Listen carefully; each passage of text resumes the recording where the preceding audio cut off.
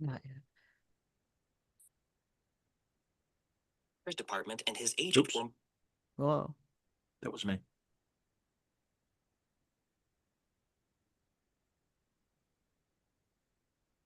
The heck?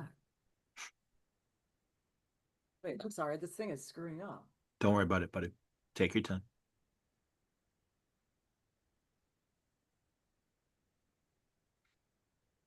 Ugh.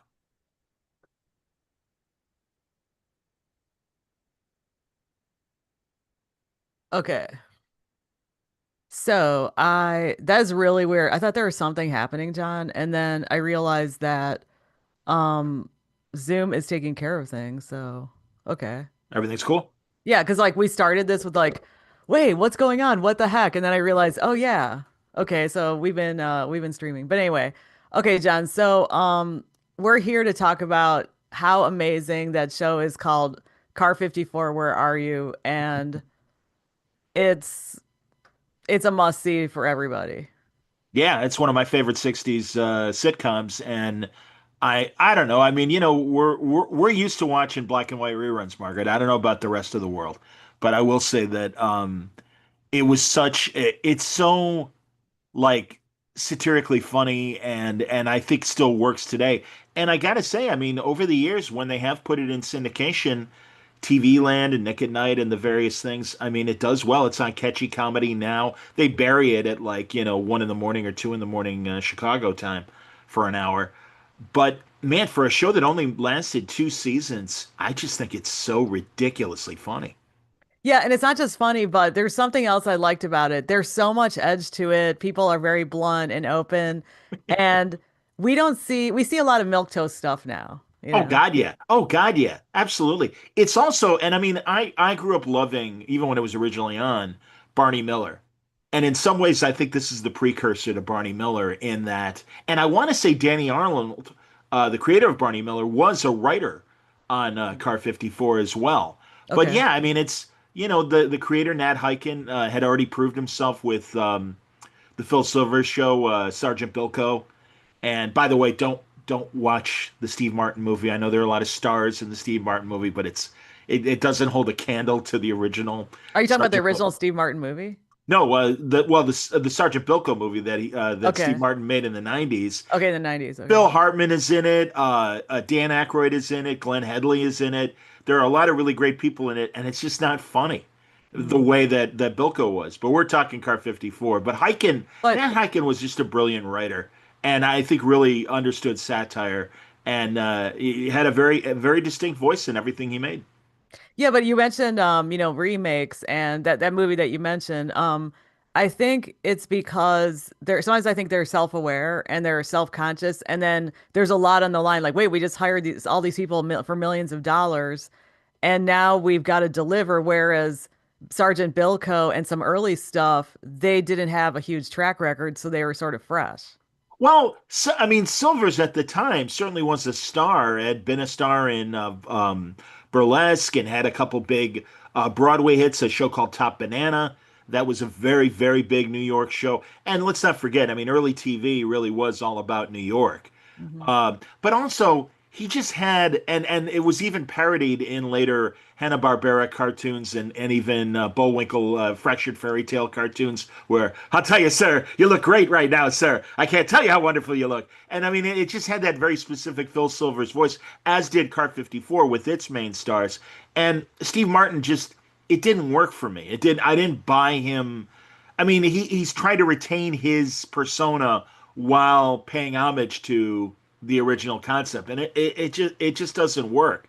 But but yeah, I just think Hyken himself, in general, he liked taking institutions that were familiar to people and tearing them down in Hmm. parody. And I mean, that's what he did with the peacetime army with Sergeant Bilko, and then he moved on with the cops. And also, I always feel like Margaret, you and I grew up in the last hangover of the generation before us, and there really is just so much of a local community flavor to Car 54. The New York that they present in the show is very much a neighborhood show, and how important the police are just for the mundane stuff. And that's where the Barney Miller connection, I think, comes in as well. That it really Well, is about the storekeepers and the other local people and how they interact with the cops. funny that you mentioned Barney Miller a few times because he himself was in an episode. Hal Linden, yeah, sure Yeah, was. Helen was in a Car 54 episode, and I can't read my writing. I think it was a matchmaking episode or something. I Oh, think. it's that wonderful Yiddish theater actress Molly Picon, I believe was her name, who was a recurring character, Mrs. Bronson, Yeah. and very sweet little old lady who just is so damn funny. And that's another thing; it wasn't afraid of its ethnicity in a lot of ways. I mean, there's a bar mitzvah episode in Car 54, and I don't know if you've ever heard this phrase, but I've heard Carl Reiner and others talk about when they were making TV in the 50s and 60s, and it was cast British, think Yiddish, and Oh, that you almost had to, for a lack of a better word, kind of closet the overt yeah. Jewishness of certain humor and stuff. And again, I mean, you and I, we grew up on Mel Brooks and Carl Reiner and all the one Sid Caesar and all the great, Maury Amsterdam on Dick Van Dyke. So it got better, I think, as years progressed. But I really do think, because really, in a lot of ways, Car 54, again, following the hiking tradition of Bilko and stuff, was already like breaking ground. But yeah, there are a lot of great surprise guest stars in Car 54. Yes, Uh, I have a list. But also, you were mentioning Mel Brooks is yeah, that's that huge biography that I read. And he was talking about that how in the early days he had to tone down his New York Jewishness. yeah, And then yeah. we like the 1,000-year-old man. The They, 2,000 he year old man, yeah, yeah. the 2000, sorry, 2000. And he said he was hesitant to do it in public because it was too ethnic. Yep, yep. Which And is so we crazy. But Yeah, but yeah. then of course he eventually did it, but that was in the 60s when people were more open-minded. The late 60s, I should say, or 70s. Well, yeah, no, and I mean the record, thank God, was a big hit, and they discovered. I mean, like Carl Reiner always told the great story about Cary Grant coming to him and loving the album, and he said, "Oh, I brought it over to England, and she loved it." And it's like, who loved it? The Queen Mother, and Right. Queen Elizabeth's mother, the original Queen before Queen Elizabeth. And he's like, literally, Carl Reiner said, one of the biggest shiksas in the world is getting this, so we must be onto something. And Yeah. yeah, I mean, it's listen, that and also we should point out it's just New York humor really in Car 54. And also we haven't even talked about the leads. Oh yeah. Fred Gwynn and Joey Ross. In a lot of ways, this is a dress rehearsal for the Munsters, and that might be a more recognizable show for people because certainly we all grew up watching those reruns, and I think they still play well. But I really think both Fred Gwynn and Al Lewis, who I guess you could say eventually became the de facto third lead of Car 54. It was really Fred Gwynn and Joey Ross. They were the partners, Tootie and Muldoon, who were in Car 54 and having their wacky adventures. But sorry, But let's go back yeah, to Gwyn though. We should say he yeah, wasn't just in the Munsters, he was not the animal, gee, the creation. The tall guy, right. He's Herman. He's the He's Herman, Frankenstein yeah, I forgot his monster name. in the Monsters. A wonderful character actor. I mean, modern audiences know him best probably as the judge in My Cousin Vinny, which is on every other week on cable and streaming. But I think a really really great comedic actor who is the straight man in Car 54, although is given his moments of wackiness as well. And this guy Joey Ross, who played Gunther Tootie, the main comic foil, is the knucklehead on the show. Now he started on Sergeant Bilko. It's one of the reasons why I brought the show up. He and Beatrice Pons, I believe, was the name of the woman that played his wife. Now they were Sergeant Ritzig and Ritzig's wife on Bilko, and they became really important Bilko supporting stars. That a lot of episodes were even written about them because their comic timing was just funny. And Lucille Tootie, Beatrice Pond's character, is this put upon wife who really is this, just can't deal with her knucklehead husband. She still loves him, but I mean, it's just, again, his mistakes and moves always just frustrate the hell out of her. The things that Tootie does also frustrates the captain of the precinct, Captain Block, who is a great straight man as well. And I don't know, man. They just have that right blend of over the top camera mugging, and there is a lot of extended gestures and double takes and crazy stuff like that.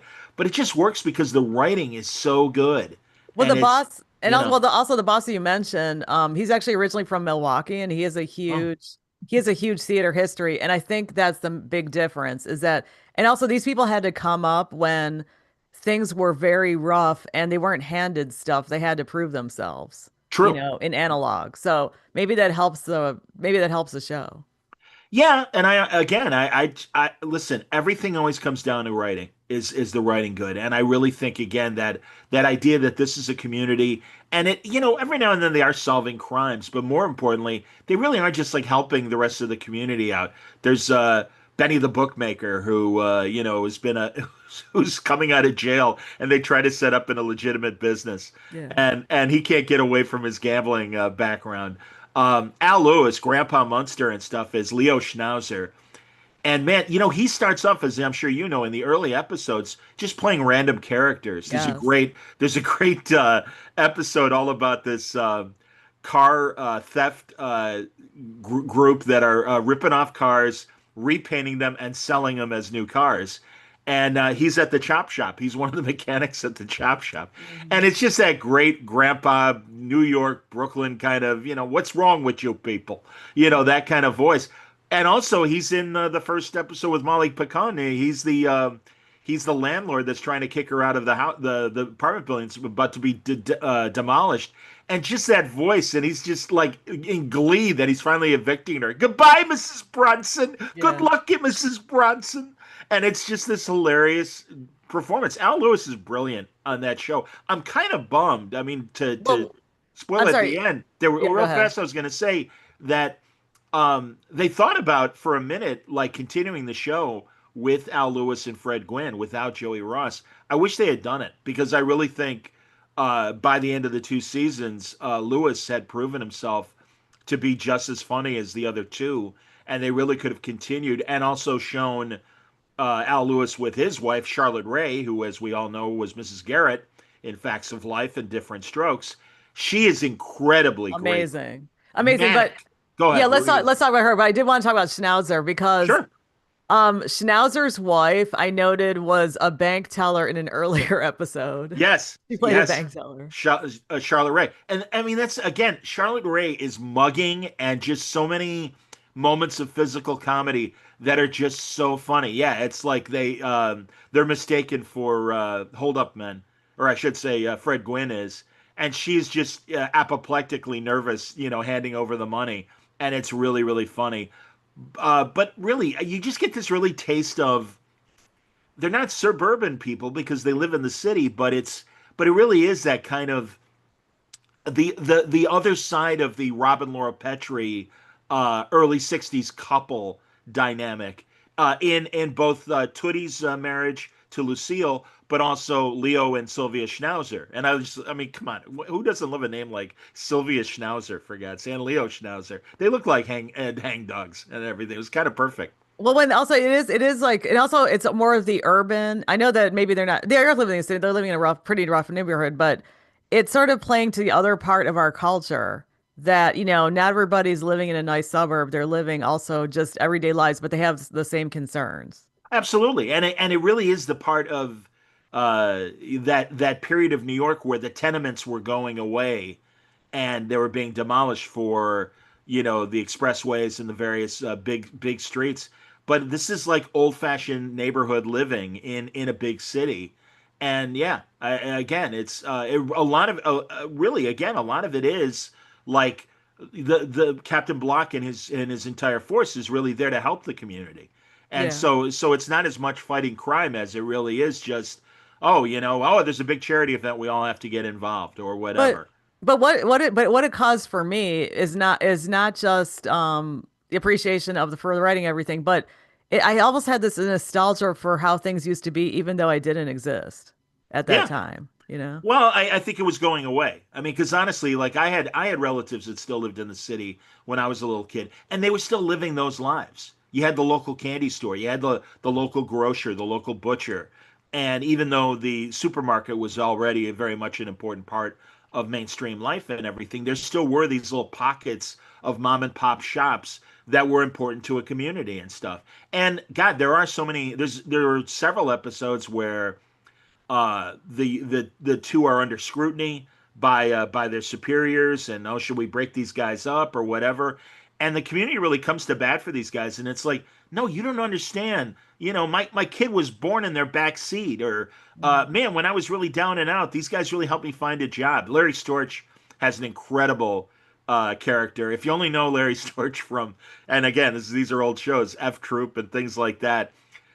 He's Charlie, another guy they're trying to help get a job, and also again in today's careful society, we don't make fun of alcoholics and things, but this guy has really got a bad alcohol problem, and it's silly and it's played for laughs, and in the same way that Arthur was in the Dudley Moore movie.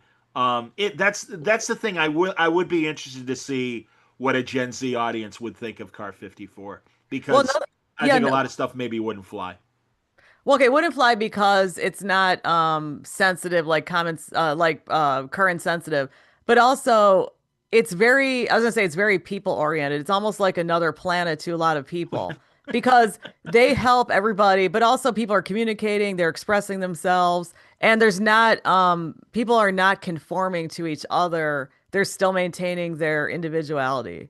And I don't and then also the fact that there's a warmth, especially in the first few episodes. There's a warmth about it that you don't really see now. Like, yes, they're hitting their marks, but they're doing more than that. And I think it comes from theater.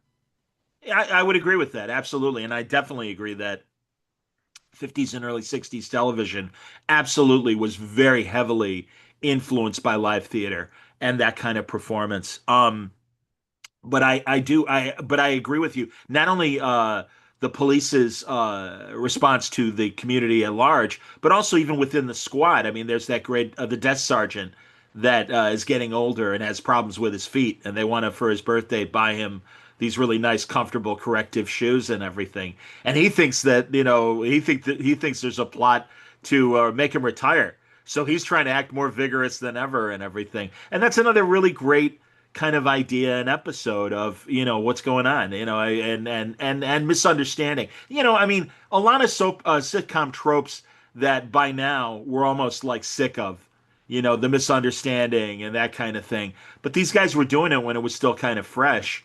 And yeah, I do think that again, I think it's the writing, but also the performances that make these different.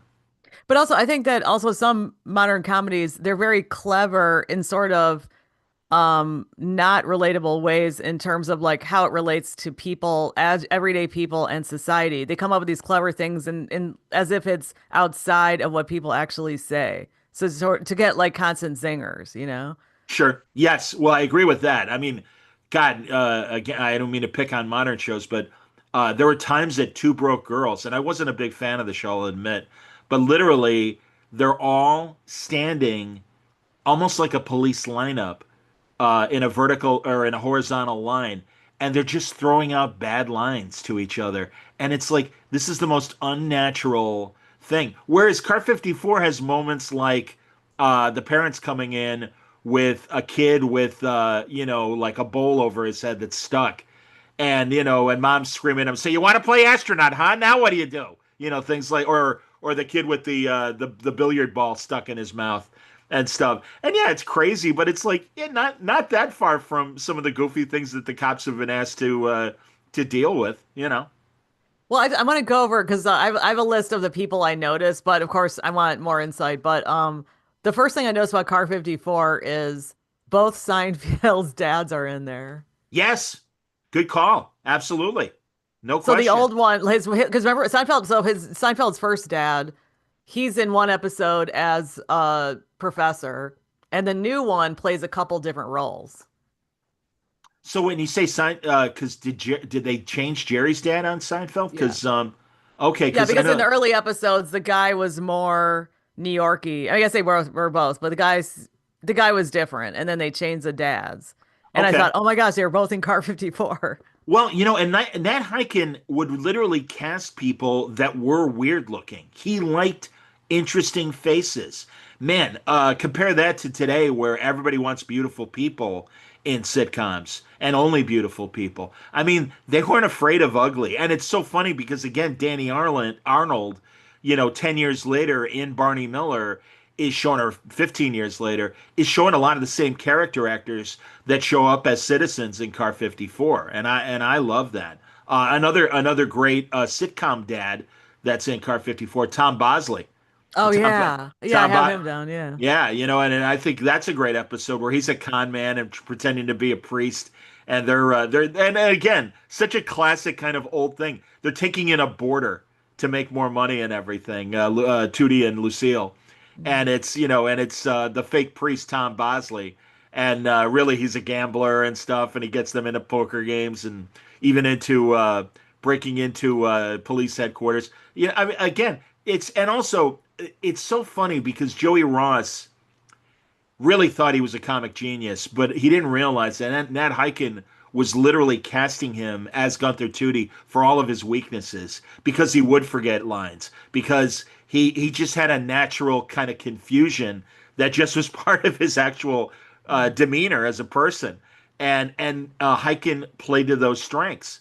Gwyn also showed up in Bilko early in a one shot as a serviceman, and again was in a very kind of Francis Muldoon sort of role in that. But and also it was very much of its time. There are parodies of actors like Marilyn Monroe, and there's two great, there or at least one great episode where the president is coming and it's Kennedy for a UN meeting, and they need Car 54 to provide security. And Simon Oakland, a fantastic character actor, is like the government man that's kind of dealing with them, or the Russian episode where they have the Russian dignitaries. And again, this is like right at the height of the Cold War Yeah. and stuff. And it's just funny. It's just silly, funny stuff. And But it's that. all Go ahead. no, I was gonna say for also that time period where there was this episode called, Hail to the Chief, and the Yep. president was coming, and then we saw a scene of Kennedy in the last, he was in the last scene of the show and he was in a motorcade. And I Yes. thought, uh-oh, little did they know. That was like a year before he Oh died. yeah, yeah, that's true. And unfortunately, you're right about that. And so that is kind of unfortunate irony. But well, that's how the president travels. I mean, even to this Yeah. day. So what are you going to do? He's thankfully he's in a much more armored vehicle now. But Yeah. yeah, I just again these silly little things. The Chop Shop episode with the Oh, that car was thieves good. is really one of my favorites, and it's just so great because the crooks are knuckleheads, and they're really funny and wisecracking each other, and the cops are really funny, and even just little things like they don't want to they get a dent in their car, and they're so afraid of bringing their car into the police motor pool because it's going to take forever to get it fixed and everything, and they don't want to walk the beat. So that's why they end up going to this chop shop thinking it's a reputable Yeah. mechanic, and instead it's these guys who then try know that, oh my god, it's a police car, we got to Mhm. treat this seriously and stuff. But that's the thing, like it just works. I mean, that's your kind of classic misunderstanding sitcom trope, but it works with these guys. You buy it, and again, it's the performances and the writing. Yeah, and I think that I guess if you watch it, in the context of what we see nowadays, it could either be repulsive or it could be very attractive. Because I'd never seen that series, and that's what struck me. And I think if I would have seen it like 20 years ago, I wouldn't have appreciated it as much. Oh, that's interesting because again, being a fan of the Munsters, although that was only two seasons too, by the way, and it played itself out. I was happy to see Fred Gwynn in something different, and also in a different, like such different role, and especially as a straight man, who Yeah. occasionally would get goofy and still had those great moments of mugging and things like that. Well, his I face was so rubber. Oh God, yes, absolutely. I have a feeling that when he passed, that had he known, he would have much preferred being better known as Francis Muldoon than Herman Munster. I have to admit. Yeah, and explain because I understand what you're saying, but why do you say that? Well, Like he just got for the audience. yeah. I think well, unfortunately, again, and especially being in such a overtly costumed role as Herman Munster, I think it kind of hurt him for a while as far as casting. And in fact, I remember Howard Stern making fun of Fred Gwynn in that way, and like, yeah, I don't know how to break it to you, but you're gonna die, and one day your rowboat's gonna read Herman Munster is dead, and there's gonna be a picture of Herman Munster, and he really did everything he could to get away from that role in his subsequent years. He was he was a children's book writer and artist, a very good artist, and really was this kind of Renaissance man. And it took, thank God, directors like Coppola and I forget who directed My Cousin Vinny, but Coppola, they put him in the Cotton Club, and he's one of the big gangsters in that. And the Stephen King movie that he did, Cat's Eye, he's really great in that.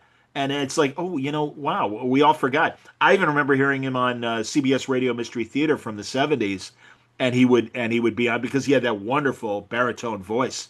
Well, and And also it's yeah, also like very East Coast because his voice reminded me of Mid-Atlantic, sure, and yeah, so I thought, okay, what's going on here? And I looked at his background. He was educated at private schools and stuff, so he's very. yeah.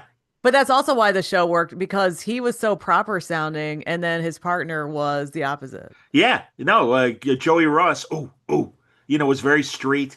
If you Very. watch old cartoons, he was the desk sergeant, ironically, in the Scatman Crothers cartoon Hong Kong Phooey, and he was the desk sergeant in that. Joey Ross shows up in a Batman episode. What a client I got. And again, yeah, very, very street. And that's why he worked as Ritzik before he was Gunther Tootie, and just really, really funny. He was the army cook. And it's like, yeah, man, here's a guy that shouldn't be anywhere near a stove or a pot, and he's cooking chow for the army. And that's the classic joke. The army chow sucks. Well, it's because guys like Ritzik are cooking. And the same with him as a patrolman. I mean, he was a knucklehead and kept trying to better himself, but he tried to learn the encyclopedia starting with the A's, and he would bring up the term aardvark, and he wanted to talk about it. But wasn't he also the reason why the show didn't continue? Yeah, Ned Hiken got tired of him because he Bad really hire. he got a swelled head, and he started making these star demands, and it's like no, and I think by then, after 5 seasons of Bilko and 2 seasons of 54, Hiken wanted to do something different, and he tried to make movies. He made a pretty good Don Knotts movie in the late '60s, The Love God, and kind of a parody of a Hugh Hefner kind of character, where Don Knotts he's got a bird magazine, and gangsters take over the magazine. They turn it into a slick kind of Playboy magazine, and they make him into the Hefner character, and it's really funny because I mean, in a lot of the wrong ways, like they put down Knotts in Nehru jackets and things, but it still has that Nat Hiken kind of satirical sense of humor and But stuff. I don't even think that kind of stuff would fly to even if he was on the in the business now, that kind of stuff wouldn't get produced. Joey Ross Yeah, no, or but Hiken? Hyken You mean even. I mean, or Hiken? that ilk, like Yeah. those kinds of people, or they'd have to Well, adjust. I don't know. Yeah, I don't know. I don't know where Nat Hiken's humor rests today because I also think, given that society is different, he might have had a different, uh, sacred cows that he'd go after and poke holes in them and stuff satirically. Um, you know, Y- Actually, that is something you said earlier in this conversation. You said something about him that he took the establishment, or I forgot, you said it very succinctly. well, he just again he saw these institutions that were so again well even in peacetime and especially coming off of World War II. The army obviously had a good reputation still, and it was a peacetime army. But all right, and then you get this wise guy in the army in Bilko, who's trying to screw with the system, and literally, well, in some ways, very representative of our current presidential administration. What can I do to gin the system so that I can profit and stuff? And I mean, on a smaller scale of Sergeant Bilko and his get rich quick schemes, kind of in that Ralph Cramden sort of way too from the Honeymooners, but a little more subversive in that he was using resources from the army to kind of facilitate his schemes. 54 was again more these two guys who were very earnest and wanted to do a good job, but were surrounded by characters that were con men or whatever, and them just kind of dealing with it in the best way they could as policemen. But see, I think it's because of the the uniqueness of it. That's why I like this show so much. And Yeah. like you said, the excellent writing. It's about a part of society that is very hard to find now because people are actually communicating. And like I said, the writers were not afraid to create individualistic characters. There's conflict in it. And also I noticed people are allowed to be very loud. And now it's like a stigma or something. Well, you're right about that. And again, coming from a very loud family myself, I was used to it. But yeah, you're right. No, people spoke their minds. People, there's that great scene in Raging Bull when uh, Jake LaMotta is, who by the way is another guest star on Car 54 in a couple episodes. Jake LaMotta, the fighter. Uh, but he, De Niro is yelling at his wife, and all of a sudden you hear a neighbor in the tenement like, "Hey, keep it down over there, Larry! Larry, I'm gonna find your dog. I'm gonna kill your dog, Larry." Right. And it's this great scene. But that's kind of par for the course in Car 54, where the neighbors are yelling at each other and screaming and stuff. And it's yeah, it was a different time. It was a less gentle, reserved time when and especially literally living on top of each other as they did in those New York tenements. Chicago had the same kind of environment. I mean, again, I'm sad that my dad and I never bonded over Car 54. I'm sure he watched it and was aware of it, but that's why he wanted me to see Raging Bull because he's like, this is how the neighborhoods worked back then. I grew up in a neighborhood like this, Yeah. even though it's New York and we're Chicago. And it's like, yeah, and again, you get that vibe from Car 54, although it's played for laughs. Although I do think that is a funny scene in the midst of all the Mhm. drama of Raging Bull. Yeah, because everything seems antiseptic, especially with modern technology. The people are not forced to talk to other people or need other people.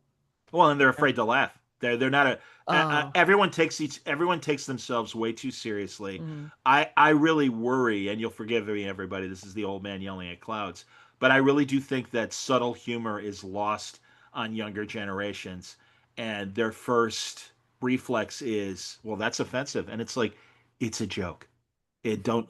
It's not meant to. It's an outrageous comment or commentary on a moment, and you're supposed to be like, "Wow, I can't believe somebody just said that." And it's like, yeah, it's being played for humor. It's not a serious thing. I mean, that's I always wonder about a later show like All in the Family and how well some of the things that it plays with would play to a modern audience. And in fact, I know that there are some moments that they bleep out words just because they consider them far too offensive. And I'm not even talking about the N word. I don't even know how. I haven't watched a rerun of All in the Family and how they handle mhm. those times when the N word was very freely used. But again, not as a celebration of the Mhm. derogatory comment, of a can you believe that there are jerks that still talk like this? Well, Isn't but that sad? also, well, that was a social justice show because that's when the society was sort of looking at these things. That's fair. No, that's fair. And again, thankfully, also we should mention that 54 was very forward thinking. They had black officers, as did the police back in the 50s and Mhm. 60s. And it was great to see Nipsey Russell and Ozzie Davis Yeah. as regulars on the show. And, Nipsey Russell is the switchboard guy, and Ozzie Davis is one of the other policemen. And it's just a matter of fact. And in some cases, they weren't paired together as the two black cops or anything. They had white partners, and it was just yeah. What's the big deal? Because again, that's the Mhm. world Nat Hiken grew up in. That kind of cooperation between ethnicities wasn't new. It was a matter, of course, of well, that's how we all survive. And it's like so yeah. I mean, they were just as vital as all the white policemen and stuff, and were not made fun of in any sort of stereotypical way. They were just two other guys that worked at the squad. Yeah, exactly. I was going to say that what was an interesting episode was it was the Thursday episode, and for a few reasons that you'll discuss, but I have some things to add. They mention the movie Gaslight, Yes. and that's deep, man, because now everybody uses that word. Well, that's true, and you're right. And it has the connotation. I suppose it's well. Is it? Forgive me, Margaret. You're hipper to modern speak than I am. Isn't gaslighting a little different now? Because gaslighting then was you're trying to tell me that or you're presenting something that I know isn't true, and I'm the crazy person for thinking otherwise. Is gaslighting still that? It is that, but it just implies that somebody's making you feel what you're saying or what you're experiencing is not valid or even true. It's not just Right. not valid. Yeah, that it's more that it's not valid and Yeah. everything or whatever. And this was a reference to the old Hitchcock movie. And you got to remember again, this is when yeah they show old movies on TV, but also second run movie theaters were still very much part of city life and even suburban life. And you could see classic movies like Gaslight in the theaters or whatever. And I can't remember if on that episode if they were referencing it because it was on television recently or not. But that's a great episode. Yeah, now describe the episode because I agree Sure. that's really good. Good Well, physical comedy. well, everything. Leo and Sylvia fight every Thursday, and they always get into this fight. And Tootie and Muldoon have to come to their house because their neighbors are always complaining that these guys are screaming at each other about nothing. You're telling me that Thomas Jefferson is a better president than Millard Fillmore? You know, I mean, and just stupid stuff. And they just scream at each other every Thursday. So they decided to eliminate Thursday from the calendar, Tootie and Muldoon, so that they wouldn't fight and convince them that no, it's Wednesday or no, it's Friday. And sadly, their efforts even bleed into the squad room where they change the date book in the squad room. And so, oh, it's Friday. In Oh, the well, logbook. yeah, the Yeah. logbook exactly. So it's almost like this domino effect where Nipsey Russell, who puts down the schedule, oh, well, it's Friday. All right, well, let me erase Thursday's schedule and let me write down Friday. And they even get they have a buddy at one of the newspapers to print the wrong date on the newspaper and stuff to show them a newspaper that it's wrong. And Schnauzer's partner, fantastic character actor Hank Garrett, who I actually got to meet at a show. Wish I had known more about Car 54 when I Yeah. met him because I knew him from many other roles, including The Untouchables, and he's fantastic as And I this was yeah, sorry to interrupt because I assassin in know 3 Days of the Condor. Go ahead. yeah, sorry. Yeah, the guy you're talking about right now. I know I loved his character because it was so tough, so street. Like you don't mess with the guy. He's from the neighborhood. And he And really was. He really was. yeah, He was an early practitioner of martial arts, and won a lot of competitions as a martial artist. And that's one of the reasons why I was starting to say he's in 3 Days of the Condor. Has a fantastic fight scene as this assassin that's pretending to be a postman with Robert Redford. And this guy knew what he was doing with his hands. I mean, he was strong, and he was. I think he was a bodybuilder too, he because looked like it. he's got this gigantic torso. He's this squat little guy, but he's just like built like a Mack truck. I mean, Mhm. it's insane. And yeah, he's Schnauzer's partner, and he's single. So there's already the contrast that Leo's married, Al Lewis's character, and Hank Garrett's single. But he's the one that's really even being even more gaslit because he knows it's Thursday, even though everyone's trying to convince him it isn't. And at the end of the episode, he's just got that great dazed look, the look on his Yeah, face. yeah. And that's the thing. I mean, Charles Nelson Riley is a great moment like that too, where he's some sort of city official. It's one of the Mrs. Bronson episodes, and he's in a press conference. And again, it's just those kind of great physical takes of just a great they're not even doing anything; they're just staring off into space, and it's funny. Well, It's just you Charles know. Nesson Raleigh was also a phony book publisher. Oh, right, with Sylvia, right?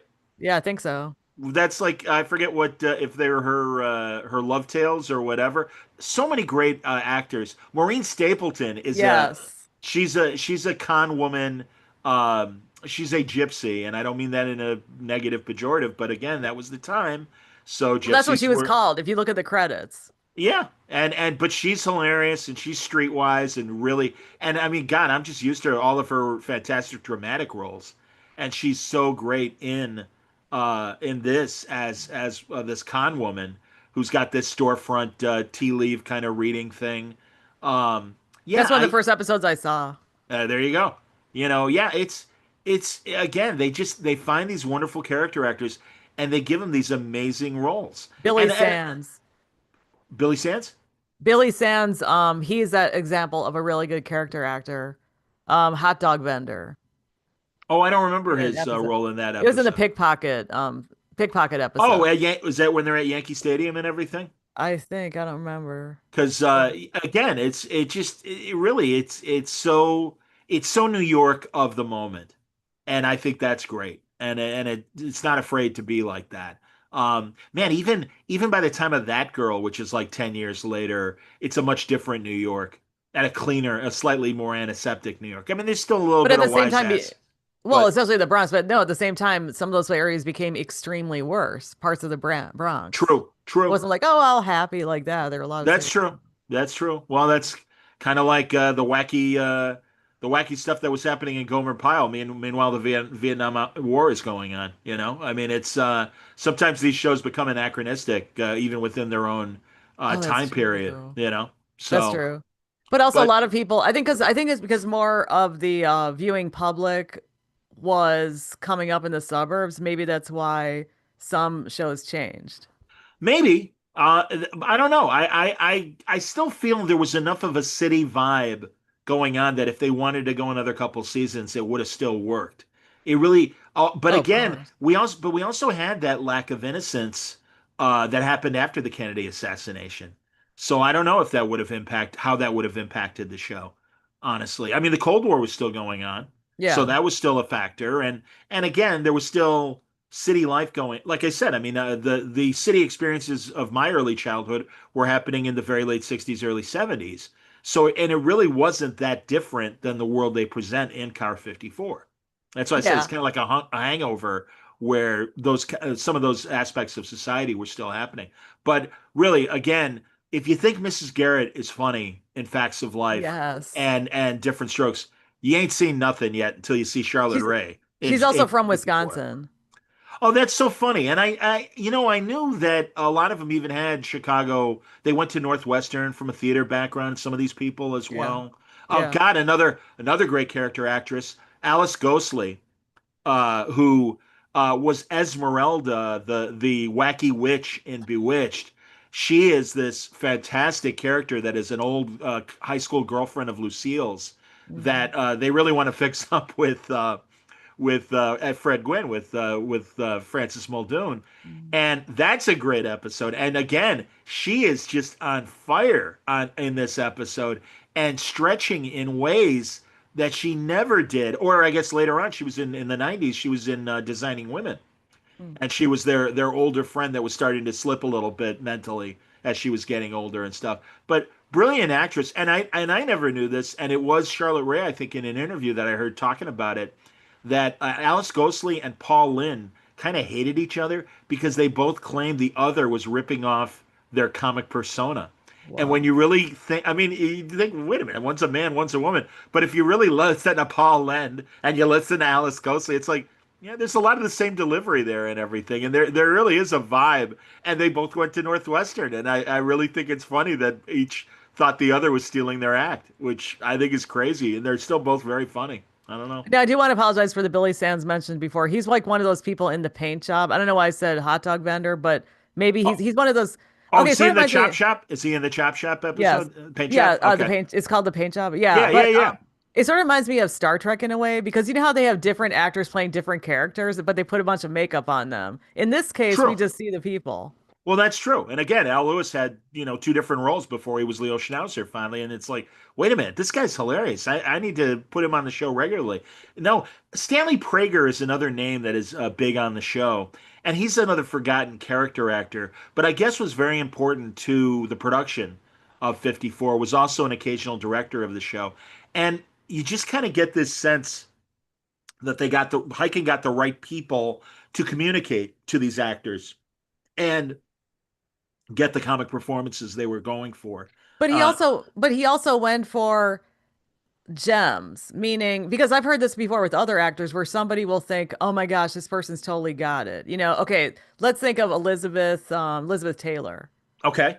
Because of course she's very beautiful, but I don't think people understood her beauty when she was a kid because her dad, I guess her dad was talking to a producer or something, somebody in the business, and he said, my daughter is very pretty. He's like, yeah, whatever. And then he came in and he saw those eyes, and she had it. She had the perfect thing for the screen. Yes. Yeah, she had that quality. Absolutely. So with Uh, Hankin or Hyken, is it Hyken or okay? hiking.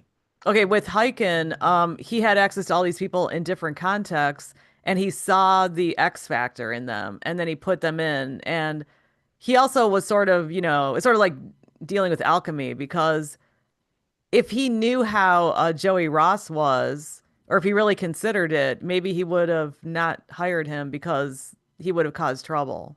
Well, again, I wish I knew more about Joey Ross's trajectory as being this burlesque comic, then getting on Bilko, really being funny, then promoting him to 54. And I don't know when the swelled head began because I mentioned before Jake LaMotta being in a couple episodes of 54.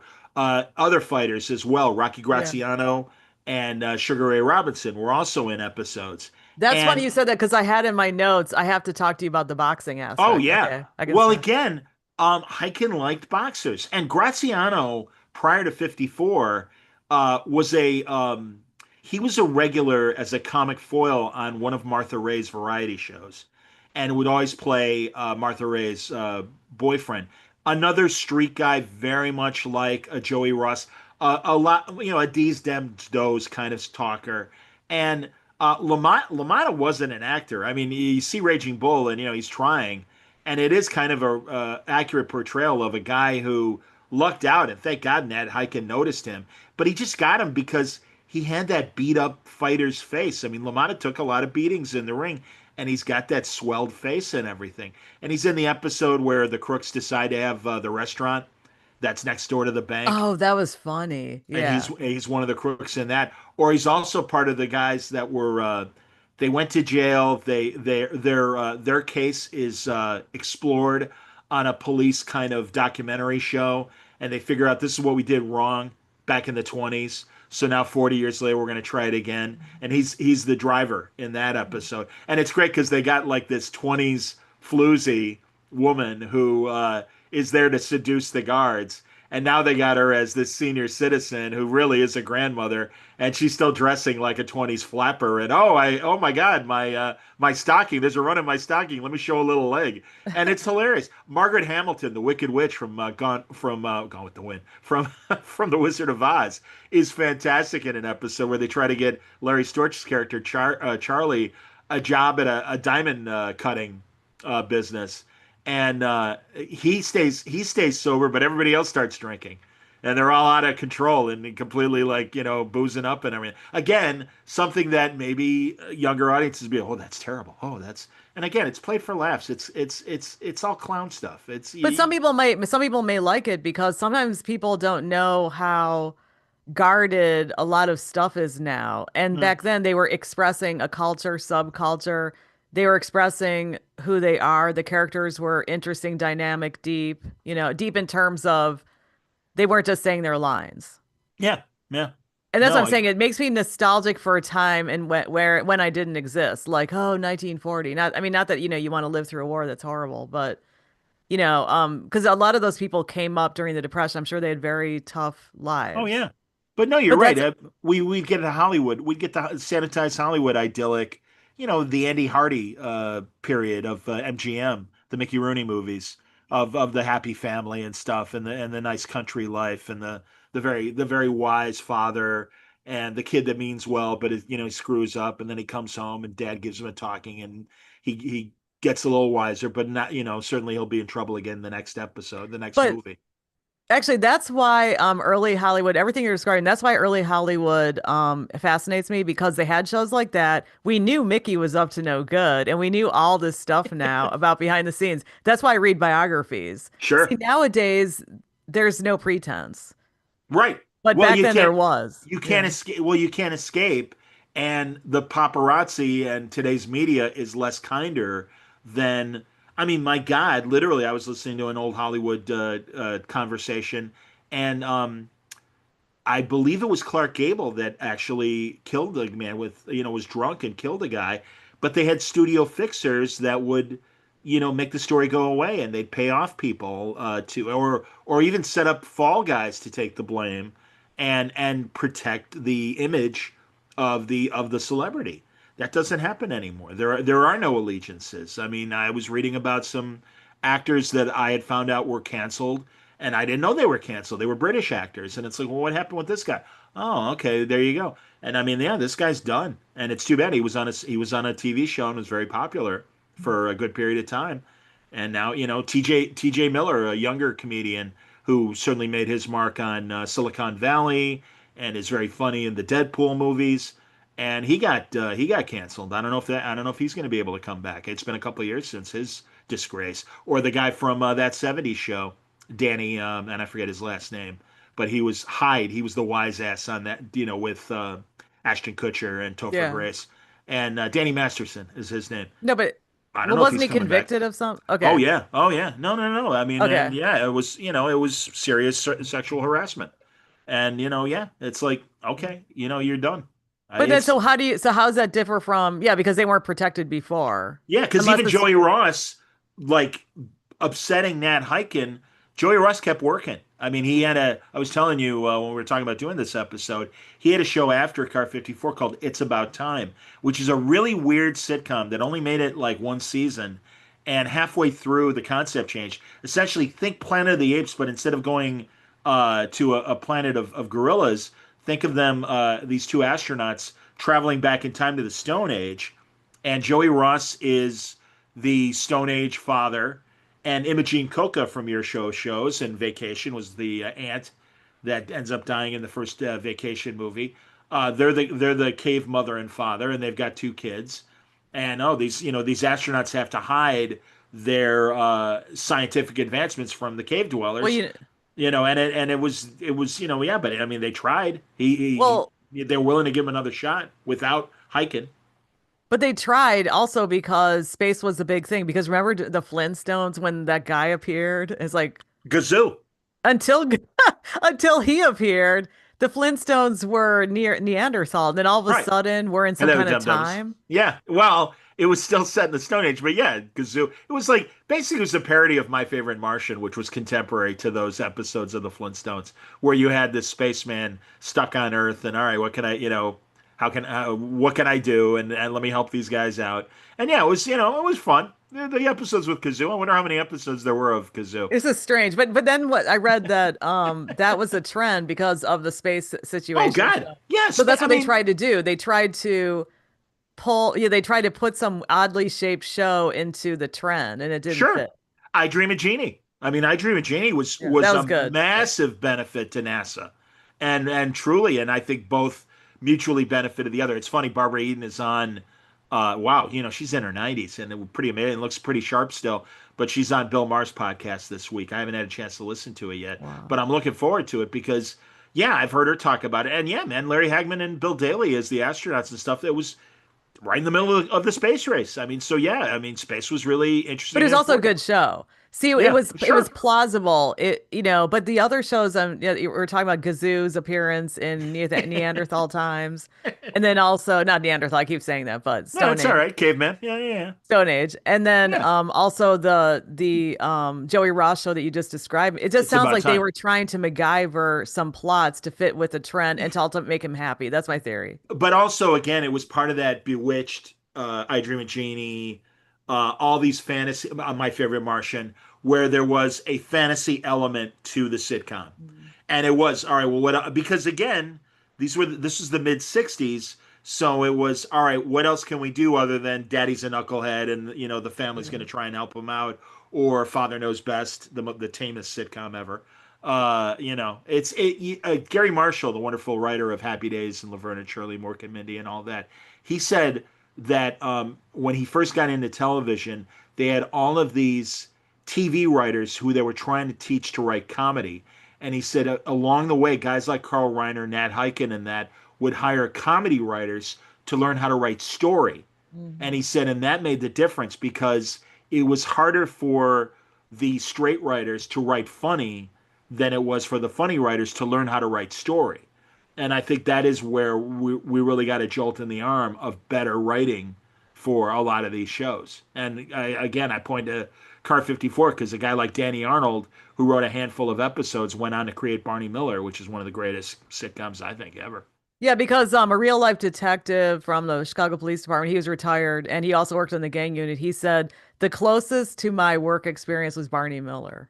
Because they had to deal with the mundane every day. It's rare that you have to deal with the serial killer or some robberies or drug trafficking and stuff. No, it's the neighborhood person walking in, going, my cat's stuck in the tree. Can you help me? God, I mean, even myself living in Chicago and stuff, my alternator conked out on me and I pulled over. And these two cops at like, and I, it's like, oh, it's 2 in the morning. So to try and find a tow truck, good luck. And man, the cops like showed up because they just saw me stuck in one of the like the right lane. And hey, can we help? I'm like, guys, Jesus. And they're like, this is what we do.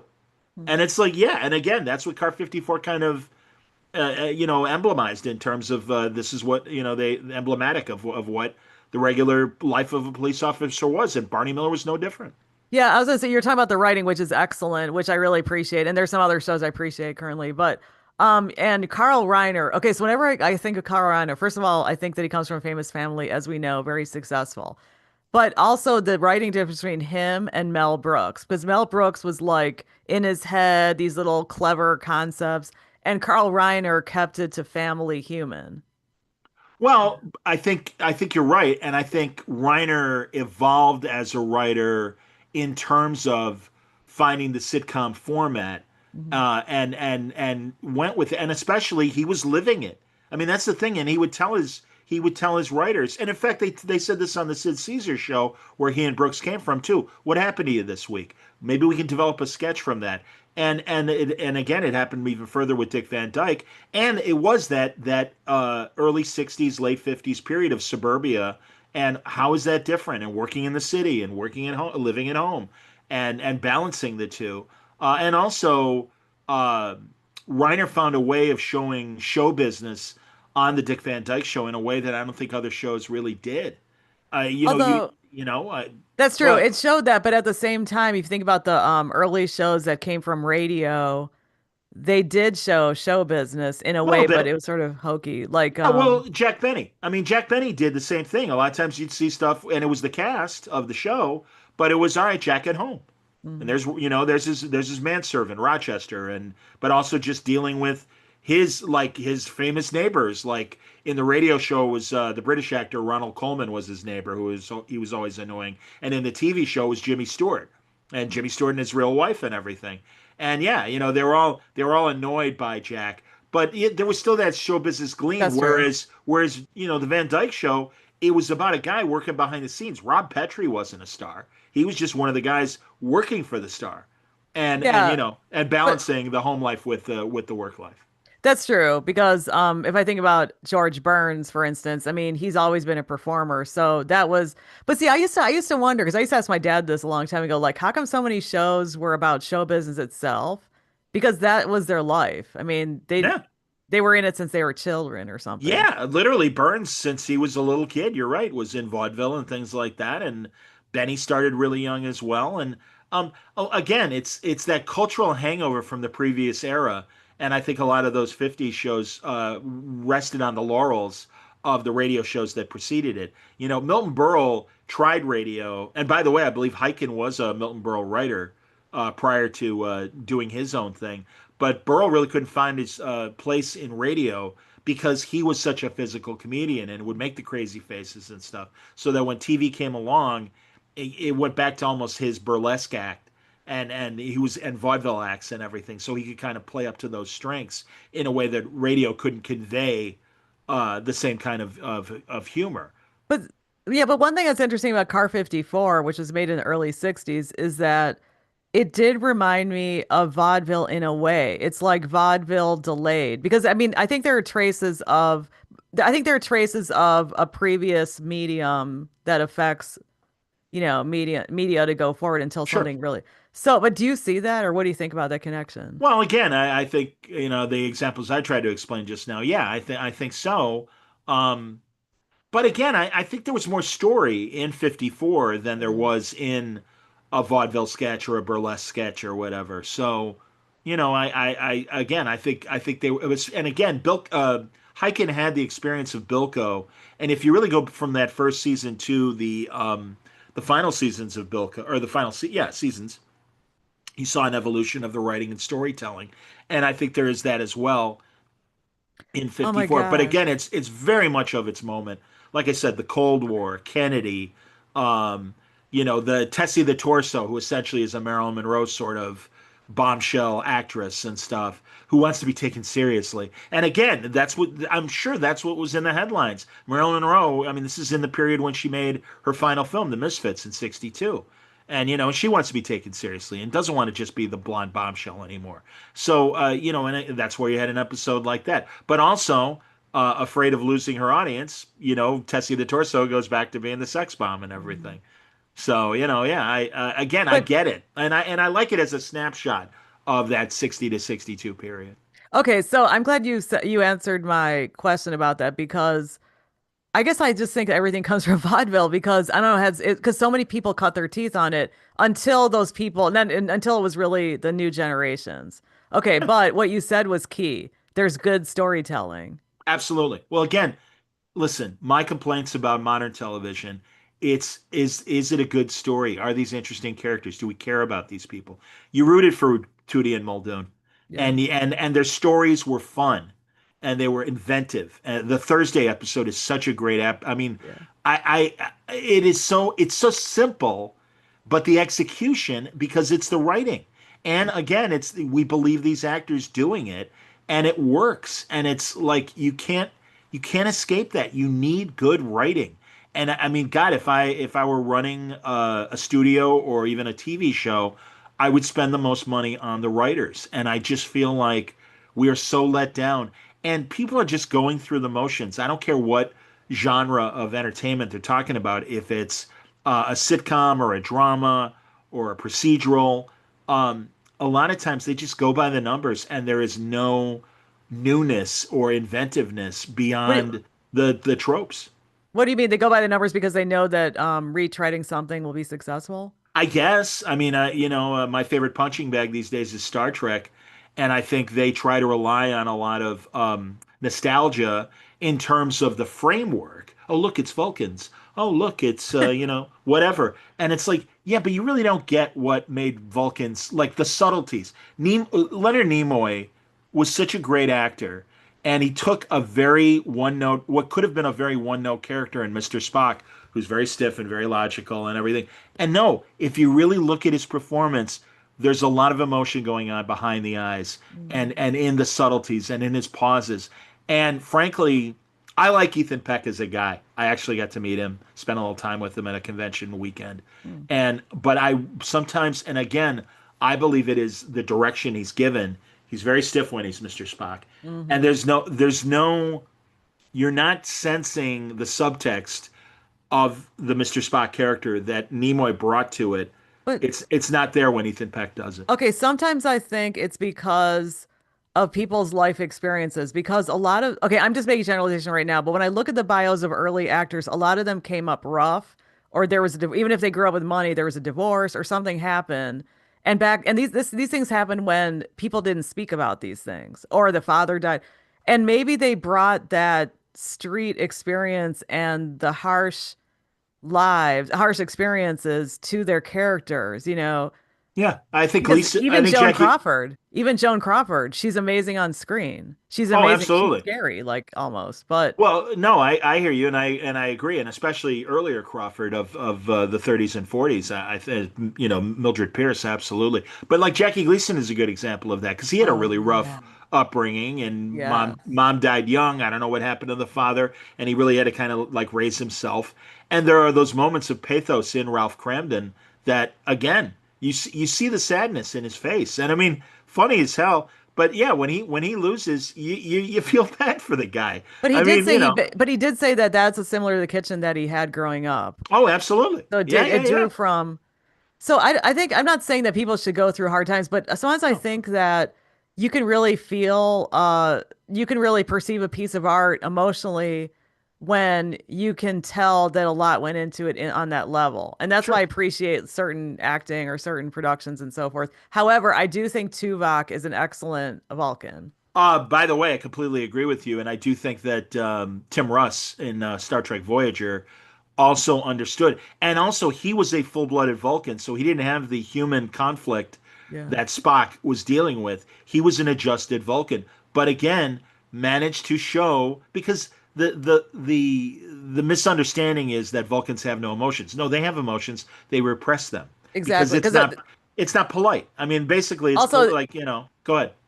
also through evolution, they were able to suppress because in the early days, I remember that Vulcan Right. saying this that they couldn't, they didn't have that ability. Yeah, they were barbarians, and it took their spiritual leader Surak to kind of their Vulcan Jesus basically to go. No, we need to live lives better, and we need to let's suppress our emotions and find a better way. And it became this philosophy that the rest of the planet pretty much followed. But yeah, I again subtlety, and I don't see.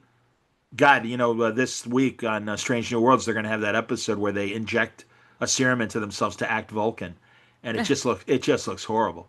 And again, Wow. and Spock is it's called 4.5 Vulcans because four of the crew members turned Vulcan. Here we are talking Star Trek. I'm sorry, Margaret. Uh, No, I but jumped I jumped off the Star Trek train because of what you're talking about, but go ahead. well, and Spock is only half Vulcan, and he's the butt of the joke. And again, I don't understand what's happening around me. And it's like, I'm sorry, Right. Nimoy would not play him that way. And the No. the excuse is, well, it's he's a more mature Spock than what Ethan Peck is playing. I don't buy it. I really don't buy it. And again, it comes to performance. Again, bringing it back to 54, there are real moments of not so much with Joey Ross. I don't know if Hyken and the writers thought Joey Ross could play pathos, but certainly Fred Gwynn could. And there are episodes with Fred Gwynn where he doesn't get his way, No. and he's got that sad, hound dog look on his face, and you feel for him. But then there's also the episodes where he can't believe how crazy his partner is, and the other episodes where he's the intellectual and he's the straight man throughout. When also they do have arguments. They've had blow-ups, they broke up. I mean, so that's what's so interesting too. I just think that, like you said, it was the writing, but it's also the direction for the people to act in a way that you truly connect with the other person rather Agreed. than being clever, you know? Yep. No, I'm But with you. now, do you know who is also in Car 54 is Marty from Cheers? Coach from Cheers. Nicholas Colasanto. I don't know his real That's name. his And real. then That's his real name. Yeah, the coach. Yeah. Today I Am a Man. Was it the bar mitzvah or Yeah, that's the bar. Yeah, it's the landlord that everybody hates. Pardon me. And his son is having a bar mitzvah, or yeah, right. And yeah, they try to get everybody together for this kid who they like the kid and everything. I didn't remember that Nicholas Colasanto's in it. He's also the mob boss back to Raging Bull. He's the okay. he's the big mob Well, it boss seems and like there are a everything. lot of connections in Raging Bull in this show. What's going on? Okay, let's, Well, I think honestly, because again, Scorsese was a product of his neighborhood and his environment, and I think he recognized a lot of uh, again, in the case of LaMotta, his whole life story he thought was interesting and wanted to pursue it. Um, but yeah, Colasanto is another great actor who, and also a very good director, is what television director. He directed a great Columbo, the Johnny Cash Columbo episode. Coach from Cheers is the director of that. But yeah, no, again, they looked for types. The Bar Mitzvah episode, the guy who plays the mean landlord, he's this ugly, big bulldog of a guy, but you can't deny he's funny. Just the yeah. way he talks is funny. So Yeah, even and when just he's like saying something serious, it's funny. yeah, and also just looking at them like they all look like cartoons. Nobody looks Yes. similar, Yeah. Well, you know? again, it's because you grew up in these real neighborhoods with Yeah. real people. I don't know how to break it to all of us. We're not a beautiful society. There's more. There's No. more. There's more 4 and 5s than there are 9s and 10s out there. If you want to put numbers on these people, Although and when you that's the do great thing. You know, yeah, but they're although when you no, go ahead. I was No, just I was gonna gonna say say, that's their character, but that's where their sometimes their integrity comes through because you're not blinded by their beauty. yeah. So you really kind of get to the heart of somebody. And Margaret Hamilton, I mean, truly is so great in that episode that she's in Car 54. And you compare that to 30 years earlier when she's the Wicked Witch and everything. Hmm. And again, she's just a good actress. She's just really really great. Not a beautiful woman, but just really genuine and funny. Although when you say, there are real people out there, the reason why I was interrupting you is because it made me think whenever people talk about that, I think of the OC, the show, the teen drama from the Sure. early 21st century. Oh And yeah. somebody talked to the person who hired the actors and she's like, I like beautiful people and people like to look at beautiful people. Sure. Sure. Because No, every I single person was good looking in that. Well, again, I was watching Phil Rosenthal, the creator of Everybody Loves Raymond, and he said, post Raymond, he pitched other sitcoms, And he's like, all the studios wanted were Friends knockoffs. We want another Friends. And it's like, Friends is lightning in the bottle. Thank God all those pretty people were actually funny and Mhm. could do good comedy while being beautiful people. Mhm. That's rare. That it just is. There aren't as many. I mean, truly, you see a lot of misfires when they try to cast beautiful people into comedies, and they're just not funny because they've never had to express their personality. They kind of, I don't mean it in a negative way, but because they're so pretty, things might have been easier for them as people.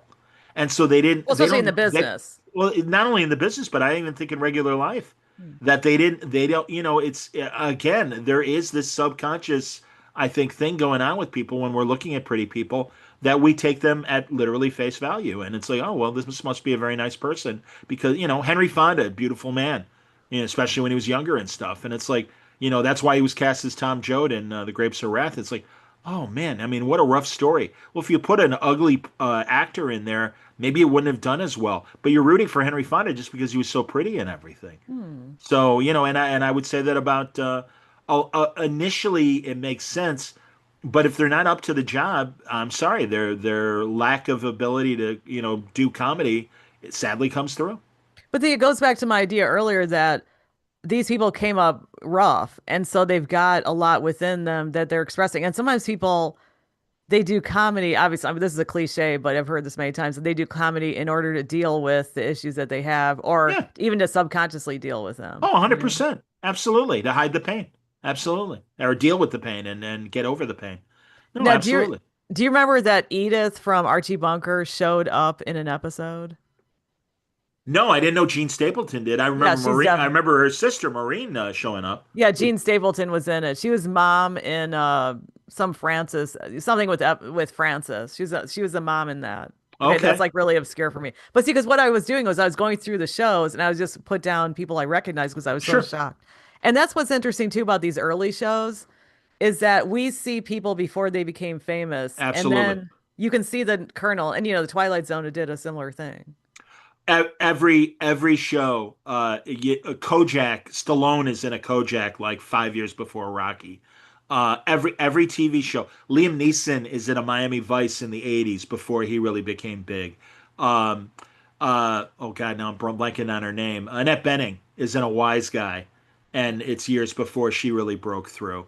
No, that is the cool thing about a lot of these shows is you see their first breaks. Bryan Cranston was on a Jake and the Fat Man, and that was like one of his first big He was in breaks. a lot of stuff Yep. throughout the years Yep. because I'll watch old stuff. I'm like, whoa, there's that guy.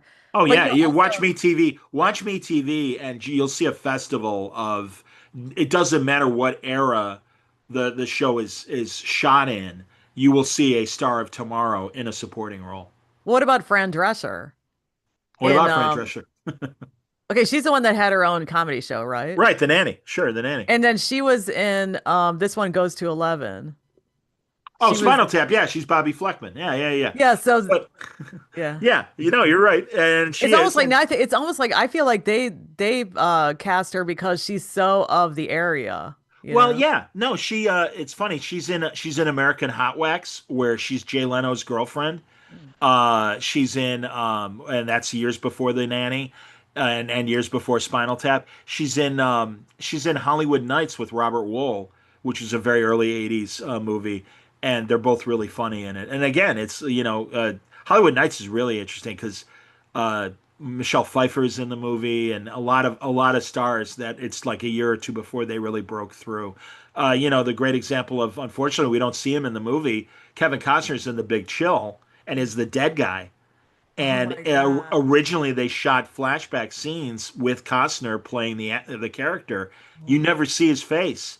I don't know if because you see the body being prepared for the funeral in the opening credits of Big Chill, but it is Kevin Costner's character, and we never saw him in that. Well, speaking of credits, I noticed that Car 54 did not always credit actors. Why is that? Couldn't tell you.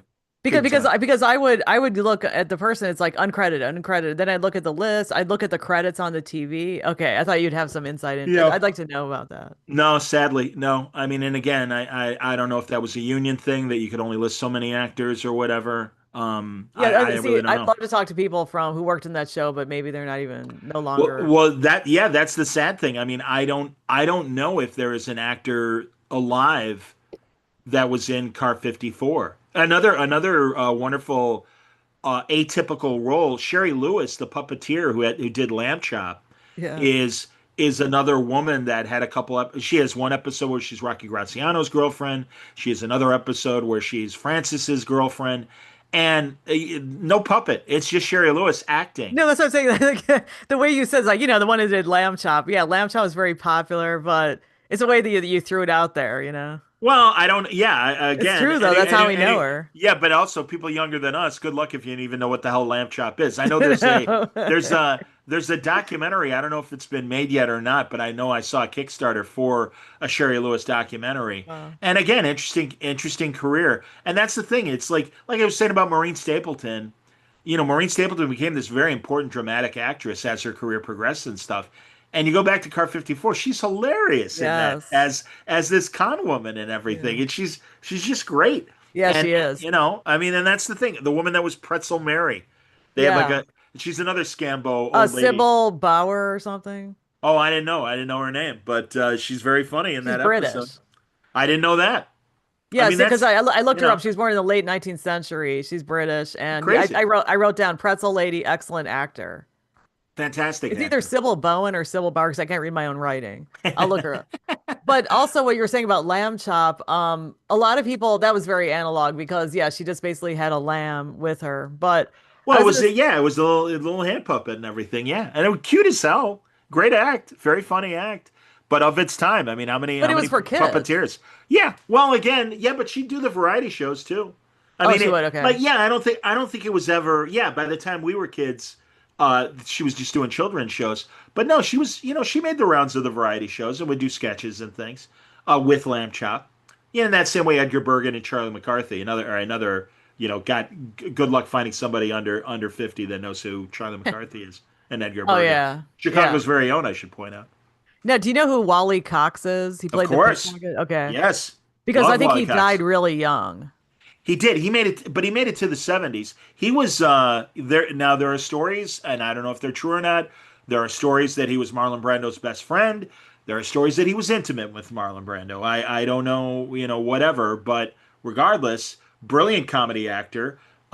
He did 54 after he had done a successful early 50s television show called Mr. Peepers, where he was this grade school science teacher and very much a milk toast kind of, mincy kind of guy. Not when I say mincy, I don't mean in any negative gay sort of way. I just mean just kind of a nerdy guy, and kind of that same way even in the pickpocket episode of 54, although a little slyer, being the con again that con man edge. But yeah, he was on Hollywood Squares well into the early seven until he passed away. Really, he was a regular on Hollywood By the Squares. way, there's a documentary. I think it's HBO. I forgot, and it's like Marlon Brando in his own words or something. They were doing interviews with him, and from the sound of it, it sounds like he was pretty busy. And also, I looked up stuff about him. I mean, what I mean is, if somebody says there's some kind of rumor, Yeah, I think he it was could a be bisexual. possible. I think he was a bisexual gentleman, and No, but he was good also, for but he him. was also, I think he was very, let's just say, romantically active with various Oh people. my God, yes. God, Yeah. I mean, really, watch Rita Moreno's documentary, and she's very candid about how abusive of a relationship they had Hmm.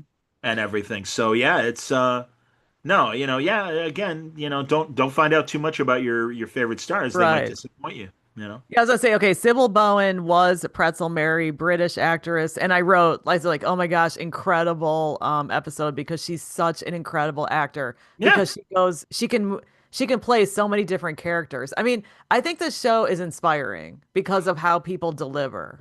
agreed. And also, at a time when you had Lucy, you had Eve Arden, our Miss Brooks, but most of the time women were in service to the henpecked husband or the boyfriend or whatever. And I think on 54, like I said, I think Charlotte Rae was great. Beatrice Pons as Lucille Tootie is great. Hmm. Is just funny, just flat out But I funny. guess When in she's real life they didn't angry, get along. I believe it. And I believe because again, it sounds like Joey Ross became kind of a swelled head jerk Yeah, I'm You sorry to know, interrupt you. So just describe her because I want to discuss oh her yeah, character. Lucille's a great character because again, and it started on the Bilko show where they had the same husband and wife dynamic where yeah, she was the he's the henpecked husband, but also you just bought her because she just wanted a better life for both of them Mhm. and was trying so hard. And then also you had a bit of that, even though it was at a New York tenement, that keeping up with the Joneses kind of Yeah. suburban attitude that Rem- she didn't want to be left out. Remember Uh, that episode where they had all these electrical issues and but they really didn't want to leave. And so to turn on the light, they would just pound the wall. And there's like this yes. whole that was another kind of physical comedy thing that was clever. Well, and again, it was showing these old buildings that, again, had their quirks by the time, the Tooties lived in the building and stuff. Yeah, they were trying to find a better apartment, a better deal, and there was no better deal and stuff. But yeah, the various things they had to do to turn on the lights and things. Yeah, absolutely. But I would say too, Charlotte Rae, very, very strong, and and Charlotte Ray's certainly amazing because there are that's what's his name's the wife. Leo Schnauzer, yeah, Sylvia Schnauzer's Schnauzer. wife. Well, what's Yep. incredible is sometimes they have scenes just of her, and it's another incredible physical comedy and Yes. choreographed comedy. She would get that crazed look in her eyes of a moment of I need to do this no matter what. And it was just manic. I compared her performance on Car 54 to early Jerry Lewis, where it's just mania and really just going for it. And she's so great. And it was so great. It's not a great movie. You don't mess with the Zohan, the Adam Sandler movie, but she has a great scene with Adam Sandler, and she's in her 80s at that point, and funny as hell, still funny as hell. And Well, and what's again, go back to facts of life and different strokes. Certainly, different strokes. She got to be more of a foil. Facts of life. She had to be kind of the responsible adult on that show. But yeah, what? I mean, all that stuff. That was all Charlotte Rae, but it started back in '54 in Sylvia Schnauzer. That's why people should watch these older shows because then you see where the people came from and if they changed or grew. But I was gonna say Absolutely. something about her that, I could tell when I saw her that she was not from New York, but she still had an edge and she Interesting. still was blunt. And that's when I found out she was from the Midwest. So I think it's Yeah. probably how she grew up and she probably had she probably had a lot of exposure to different people anyway, even though she wasn't in New York. I think it was easier in New York to get exposure. Gilbert Gottfried and his co-host Frank Santopadre did a really good interview about her career, and she and it was that, and also if you look on YouTube, I encourage people to not only watch the show but watch the behind the scenes stuff that was on the DVD sets, and you can find them on YouTube. And at one point, it was literally her and Hank Garrett, Schnauzer's partner, were like the only two left that could still talk about it. You can also find Al Lewis. He did his Academy of Television oral history interview, and he talks about 54 on that show as well. Um, at little, Al was a little sure of him, a little more arrogant about things, and that's okay because he was funny. He just was Also, he was a funny. big star. He was a big star. He was a big star. They much as I was saying that I hate the Bilko movie, they did a 54 movie as well with John C. McGinley and David Johansen as Muldoon and Tootie, and Rosie O'Donnell played Lucille in the movie. It's horrible. Yeah, Again, because it doesn't. There's nothing genuine about it. Like you said earlier, they're self-referential in the worst ways, and they miss the point. yeah, because the point is it comes from them. It comes from the earth, it comes from where Yes. they're standing and Yep. how they're living. And also comes from their personal experiences that I theoretically think that came from their hard scrabble lives. Yeah. Yeah. They were they, Because they were even Gwyn, he sounds like mid-Atlantic upper class, but he had some rough things too. So sometimes people like got into acting in order to express themselves. sure, sure. But now, what do you think? I was going to ask you because you were talking about the writing. What do you think makes a good story? Oh God. Again, good characterization, and commitment to the material, and also, sure, I guess there needs to be some suspension of belief, fine, or disbelief. But I don't know. Even in good science fiction, there is a human quality that connects us to the story, even though it's about alien worlds or alien planets. There's something in the characterization and performance that connects us and the story. And I also think, like you were saying too, that these people that wrote this stuff, they had other experiences before they wrote for television. And again, my favorite punching bag, Star Trek. I think these people grew up on Buffy and Angel and Joss Whedon shows, and that's all they know. And they only know the formulas. They don't know the real, like they miss some of the real, the heart of things. And we just get these bad soap opera tropes, all the bad teen dramas of the CW and the like, Mhm. and now we get them in adult shows, and it's like, man, you're really missing the point. But maybe And that's what people want. no, I don't think so because again, Okay. I think people are turning away from this stuff. I think that again, I think there's a lot of I don't think the audiences are there for some of these things that they've tried to reboot, like Star Trek, and it's like, well, how come this isn't hitting with the whole audience? And it's like, yeah, because the writing isn't that good. Well, I told you I got off the off the Star Trek train a while ago because it didn't have the stories and the characters that I was used to, Yeah. the interactions and so forth. Well, and some of that was also, and it's interesting in streaming today. I don't know what kind of influence. Well, I suppose the studio still has it because otherwise the show doesn't get made. But I do know that in the case of Enterprise and even Voyager to a degree, the network and the studio is like, yeah, but we want it to be more like Next Generation. They wanted Enterprise, the first season of it, to take place on Earth and really get into the politics of Earth and the Vulcans and the other alien races. And they didn't want to have the ship leave Earth until the final episode of the first season. And the Hmm. network's like, no way. We'll let you do it in the pilot, but they better be in space by the end of the pilot, or you don't have a show. So they had to rewrite it and everything. And it's too bad because they were trying, like the creators. Enterprise, Yeah. horrible show. I just could Well, not. it's funny. I look back on it now, and don't get me wrong, there are episodes that are. It's a copy of a copy of a copy. It became warmed over Voyager slash Next Generation, and it's like we already did this. No, You it was got to like give us soap different opera in stuff. space. It was like Mean Girl. I called it Mean Girls in Space. But I just want to say, even though I don't like it, I want to say I appreciate everybody's hard work because I know that Sure. I know because I know people. Sometimes people will say like, "Oh, the person they're criticizing, but they don't understand." But no, I understand the work, so I appreciate the act. All Oh the yeah. actors putting their and the writers. But it's just that it didn't have. Ugh, I don't want to. This is a whole other episode. I don't Yeah, want to yeah, yeah. discuss. No, but But when that we're again, trying to grant. discuss like why Car 54 is so great. Yeah. Well, again, 54 was at a different time, and the show creator, especially Hyken coming off of Bilko, had a lot more power. And he's like, That's no, true. the show needs to be this way. And I think um, the network, it was on NBC instead of, Bilko was on CBS. Car 54 was on NBC, and I think they were just happy to have Nat Hiken there, and were like, well, this guy's got the magic recipe, so let's follow his feelings.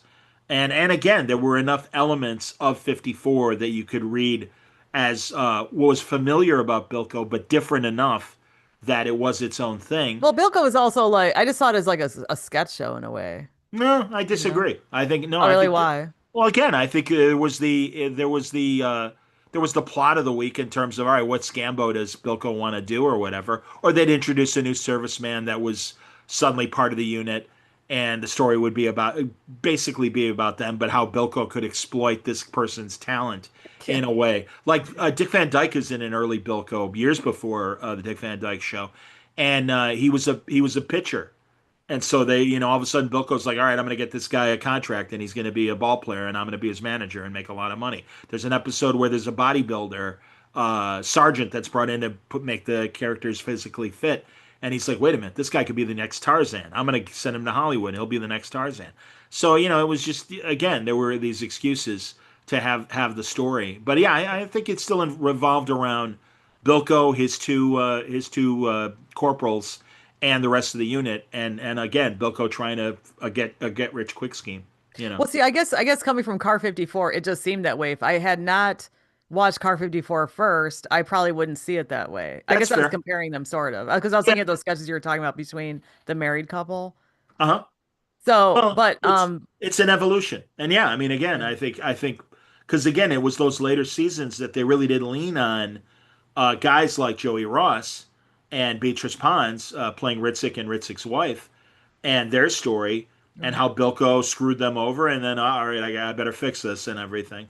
So, but yeah, again, their dynamic really cannot be ignored. And again, it shows you that even if people don't like each other, they're professionals and still manage to make great comedy. Yeah, because behind the scenes they didn't get along, but it's really, yeah, because he was acting a certain way, Yeah, arrogant, and yeah. and then he'd give her a hard time for not like remembering things or asking, asking Which is questions. crazy because he's the guy that really was had trouble with dialogue, and they have to do But other sometimes takes people and who are things. like self-centered like that, they won't acknowledge anything. No, But he thought, well, again, and in fairness, like I do know that the media at the time all focused on Joey Ross and how funny he was, so it went to his head. oh, I am the star of this thing. I am the juice. I am the sizzle in this steak. And it's like, yeah, I guess. But again, you don't forget who got you there, and the and also fact that he smart was people like supported Clint. by good writers. You know, Yeah, and go. also smart people like Clint Eastwood don't act like that. He also didn't have the awareness of the how it could do you in, you know? And also you became like not box office poison, but you became backstage poison because you're difficult to work with. That's what happened to Joey Ross. Absolutely, man. There's stories that are a bit more salacious. I don't know if we'd want to get into them or not, but they are pretty graphic in terms of Joey Ross's behavior. And Oh, if you can it's no, your let's call not for get the, into. all right, then we'll No, keep it they clean. can Google it, but Well, Cliff no, you can Nesteroff, say it. You go ahead. Cliff Nesteroff, this great. All right, I'll put it in clinical terms. Okay. First of all, here's a tamer story. Uh, they would have these big because the show was a massive hit, and they would have these big functions where the network would want to give them a party or the sponsor would want to give them a party. And Joey Ross wasn't married, but he was really into hookers, really, really into hookers.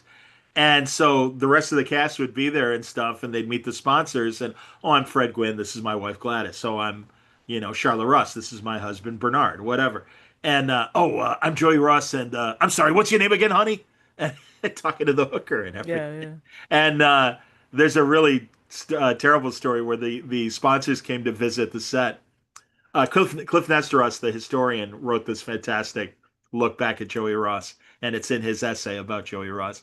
And they were visiting all the all the dressing rooms and saying hello to the cast and everything. And they went to Ross's dressing room. His door was open, and he was gratifying himself Mhm. with the door open. And oh Well, then my, also he used to say like really inappropriate things around kids yeah, on the yeah. set. Well, Ronnie Dangerfield said of Joey Ross, "Oh, Joey Ross, it's like he climbed out of the sea and suddenly came on shore." And it's like, yeah, he was this Neanderthal guy that really just he didn't know better, and again, But also, didn't care. no, but yeah, he didn't care, but also he wasn't aware because things are going well for him and he probably thought he was invincible, which does happen to Yes, people who are naive. yes, and absolutely, and success too fast, and letting Yeah. it get to your head and everything. No, I completely agree, and that's why a guy like Eastwood busted his chops for years before even Rawhide, the TV show that made him semi-famous, and also that wasn't enough. He had to go to Italy and make the Italian westerns and everything to Okay, really. hold on. My phone's ringing, so please share some information really fast. I would have got this. Oh, okay, Okay, hold on. We're on live, but hold on. yeah, sure. Well, again, Car 54 is this brilliant, brilliant show that it came at the right time too, because this is during the popularity of Dragnet and other shows like that that were very popular police procedurals. And here was a wacky cop show that presented a very different side than Joe Friday and Officer Gannon just the facts, ma'am, and stuff. And they did it as well, but the facts were insane and they had to deal with it. In the same way that I think, although it was a little more of a subtle show, but I think Maverick was like that with Westerns. And Maverick was so up against all these other traditional Westerns of the know it all Marshal and, oh, very respected. And, Wyatt Earp and Gunsmoke are great examples of that. Although I think Gunsmoke got a little more subtle with characterization. Um, but Maverick was just this comedy and James Garner was just having this great time as this kind of roguish con man who was going through the West and dealing with the usual tropes. And that's what I'd say about 54 is that um, well, it had the framework of a procedural in some episodes, that it was just a great place to then tilt it a little bit and go into the comedy. Oh, your microphone is off, Margaret. Okay, thank you. Gee, that's like Zoom 101. Turn on your No, no, microphone. But you were doing something else. It's all right. right. Okay, so I do want to mention, thank you for that discussion. I do want to mention that there was an Andy Griffith actor, Jack Doolson, on an episode. Jack He was Doolson. a clerk, and he was wearing Jack Doolson. I don't know if I can read my own writing. Because there's Jack Dodson. Oh, maybe. Hold on. Jack Dodson was Howard Oh, Sprague, Dodson. and he was Ralph Malph's father on Happy Days, and another guy that would show up on Barney Miller on occasion and stuff. Oh But yeah, yeah, okay. yeah, Jack Dodson, another great character. Larry Storch is my guy as far as like one of my favorite guest stars on 54. Because again, he would play this guy Charlie, and I mean, like would talk himself into being intoxicated. He wasn't even drinking, but he would just Oh my talk about the gosh. various bars. All these bars try to rip you off. Back when I'd go to the Copa, for 25 cents, you got a shot and a beer. Wham! And he'd start like mimicking drinking. And as he'd tell the stories of these bars, he'd get drunker and drunker. He hasn't drank anything, but Mhm. and he'd just get more belligerent and angry and more of an angry drunk. Yeah, So that was a good one. That was also something that it's so inventive. I don't know if it happened today because the guy that reminds me of theater too, because the guy was getting so into being drunk, you yes, believed it, but he was just well doing it from that's memory. that's a variation I would imagine of a vaudeville kind of or burlesque kind of sketch that they managed to put in the sitcom. Another episode that I love is where Captain Block has to take a vacation, and they find a guy to be the captain, and he's like the most tame, mellow guy and just a very sweet guy that is completely useless as far as the New York City's police department is concerned. So he's in charge of the lost and found. But then he comes to the department and they're convinced he's this like raving dictator jerk of a boss and are so afraid of everything that they just build it up in their minds that this guy is just going to be insanely mean. And again, because of the misunderstanding, there's the comedy and everything, and it's a great episode. But wasn't he always kicked around because he was too nice and when he went to a precinct they did badly? Yes, But then they yeah, got a different message like, "Oh no, they're sending this guy, he's coming down from district or whatever it was." right, right. Another Jack. Oh, now I'm forgetting his name. God, he used to do the potato chip commercials. I can't think of his name, but he was like a bad luck guy. And I can't remember. I can't even remember the name of the episode or But even close to. it's not Jack Dodson. That's not Jack Okay. Dodson. It's another guy. Totally different actor. Sadly he was a blacklisted actor for a while, and it's cool that he got 54 because I think that was still, even though the McCarthy era is really considered the 50s, there was still a bit of a hangover, and people still had trouble even getting work in the early 60s that were blacklisted, and he was one of these actors. Oh But wow. he's really great on 54 as well. I'm sorry that I can't think of his name Yeah, off. so his name is Jack something, and he was also in a potato He's chip in commercial. he's in Cocoon, and he's the friend of all the guys that he never goes to the pool to feel young, but he's their friend Bernie Hmm. that yeah, it's like you guys are messing with, you guys shouldn't be doing this and stuff, and ultimately Oh, Jack Gilford. Jack Guilford, thank you buddy, there you go. Yeah. Yes, yeah. And again, brilliant actor, Oh, fantastic he's been in a character lot of actor, stuff. Yeah. millions of things. Like I said, he played Alex's dad on Taxi. Yeah, he's a wonderful, wonderful actor. But he was really great in his episode too, where he was some sort of bad luck. I want to say he was a bad luck patrolman or something like that. Well, earlier And we were talking about Star Trek, and there is somebody who was on a Voyager episode. He was actually on more than one. He was on one Voyager episode where he appeared as Janeway's dad. His name is Eugene Roach or something like that.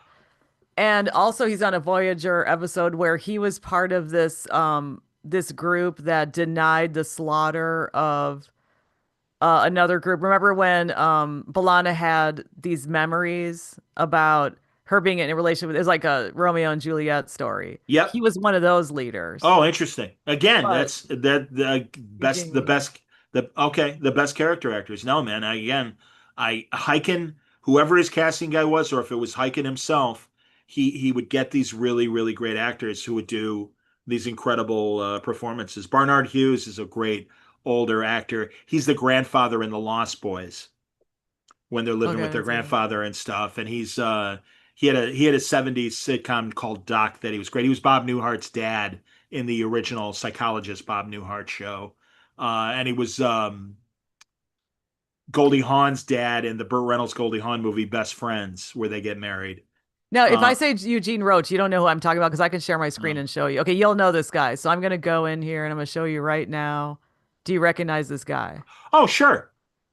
Yeah, I love that guy. Absolutely. I don't remember him as Janeway's dad, but he was on All in the Family, Oh, and he was. Okay. he was Archie's buddy Pinky. Oh, okay. So yeah, yeah, no, no. Bruno Kirby's dad, Bruce Kirby, was one of the squadmen in Okay. Car 54, and he's a terrific. He did a ton of Barney Millers and a ton of other television, just like Bruno did, and film. Okay. Because here he is. I'm going to show you another thing. Here he is in Voyager as somebody from that planet that was denying a massacre. Oh, sure. Yep, yep. So No, I now that you show that, sure. I mean, that's the thing. A lot of times they had the makeup on or the wigs and everything or whatever that feathered right. do was that the guy had and everything. So yeah, you know, right. And also that they're older and everything too. Yeah, and I do see him here on Webster or something. He Oh, was I'm in sure. Webster I'm sure. in the The- 80s. Okay, so anyway, but all these people, the reason why we're mentioning these people is because now you see them as old people, or you might see them cast in some way, and they were on Car 54, which is like the best show, you know? Absolutely. Yeah, I honestly, you could find it on Tubi. You could find it on YouTube. You could find it, again, Catchy Comedy, one of the digital channels that used to be Decades, is running it on Saturday nights. So they're out there, and there's only two 30 episode seasons, so there's only 60 episodes, and Yeah. that's the incredible thing, because you know the old tradition was you needed to get to 100 episodes for syndication. I know that it play. I don't know if it still plays in New York TV. It wouldn't surprise me because it's one of those so New York shows like The Odd Mhm. Couple Mhm. and The Honeymooners that I'm sure it never went off the air in New York. But I can't tell you from a Chicago standpoint, from a local TV rerun standpoint, if it ever ran. I only knew it from when they started rerunning it on TV Land, Okay. you know, and that's when I discovered it. And yeah, like I said, it was just I always thought Grandpa Munster was funny. I always thought Fred Gwynn as Herman Munster was funny. Hmm. But I just think this show is so superior to the Yeah. Munsters. I Well, really because do. the monsters was sort of a gimmick, you know? Yeah, yeah.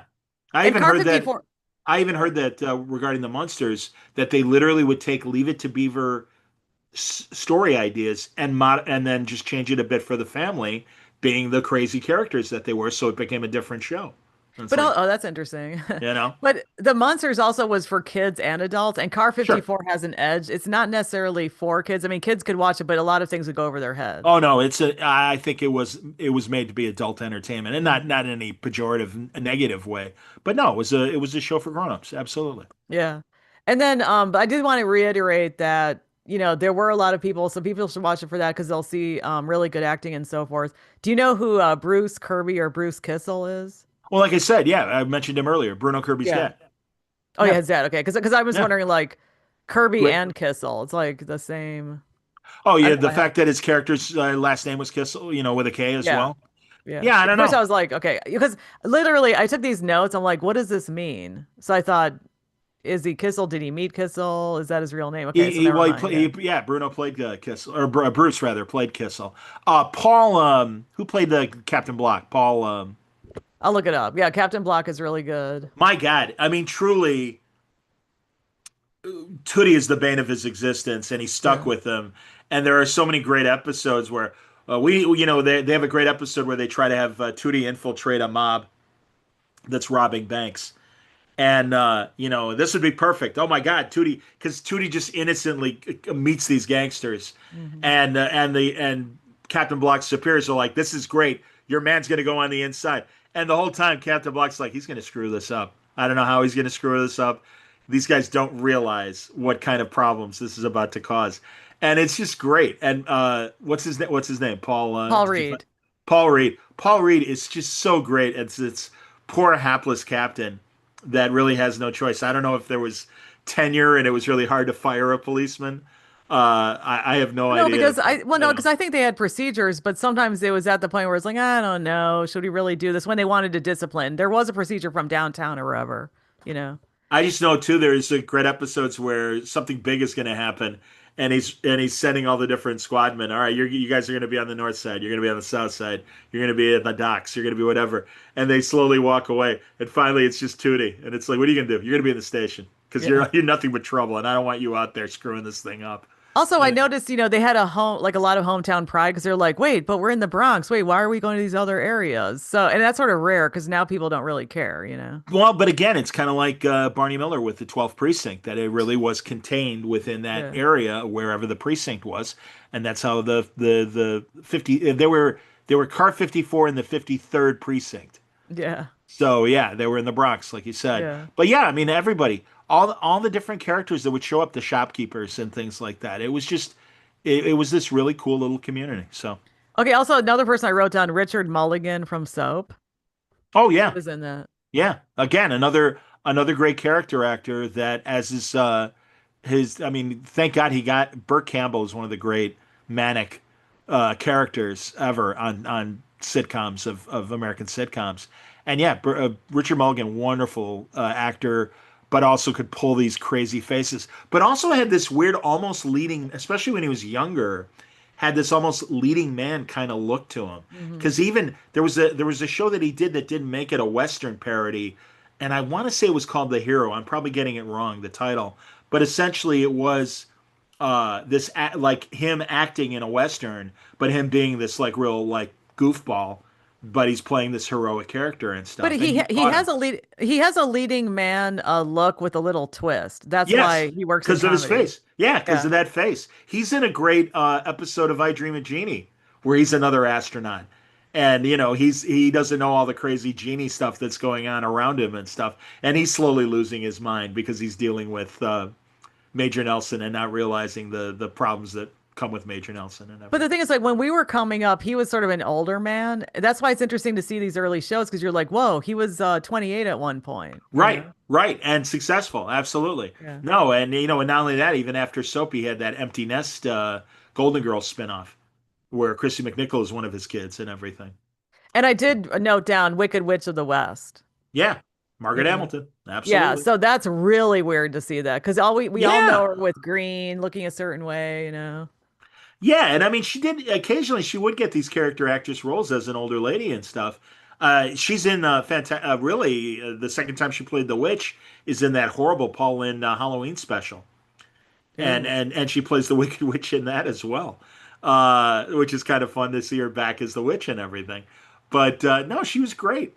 I mean, again, that's you don't realize until you see some of these other performances how great these people are and everything. So Yeah, it's also rare, but yeah. okay. And then, well, I guess like what I liked is yeah, the uncredited actors and also that the I put down here the parrot episode. I don't know why I Oh put that sure, I was hate Captain Block.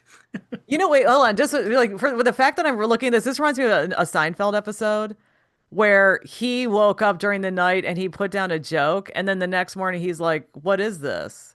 He's like, "Ha ha ha," and he noted down some funny joke while he was asleep, and then the next day he didn't remember. That's me. It's like I watched like, why did I just Oh, say I see. parrot? Because I was going to say that's a Seinfeld episode where he writes down a note It's and he like that thinks it's though, because I'm hilarious. like parrot episode. What was I thinking here? Yeah, it's called I Hate Captain Block. They have to watch the captain's parrot, and accidentally, because the parrot won't talk, or it only says one thing, and then it learns how to say I hate Captain Block, and they can't get it to stop. Yeah, So yeah, that's a great episode. Yeah. No, but again, the Captain Block was a great character. Yeah. but in a way, I liked watching the show because I felt like I was living vicariously through them because I can't act like that, and neither can you. I mean, you can act like that in your podcast because it's your thing, but when you go out to the outside world, if you really acted like that, people would think you're too harsh or something.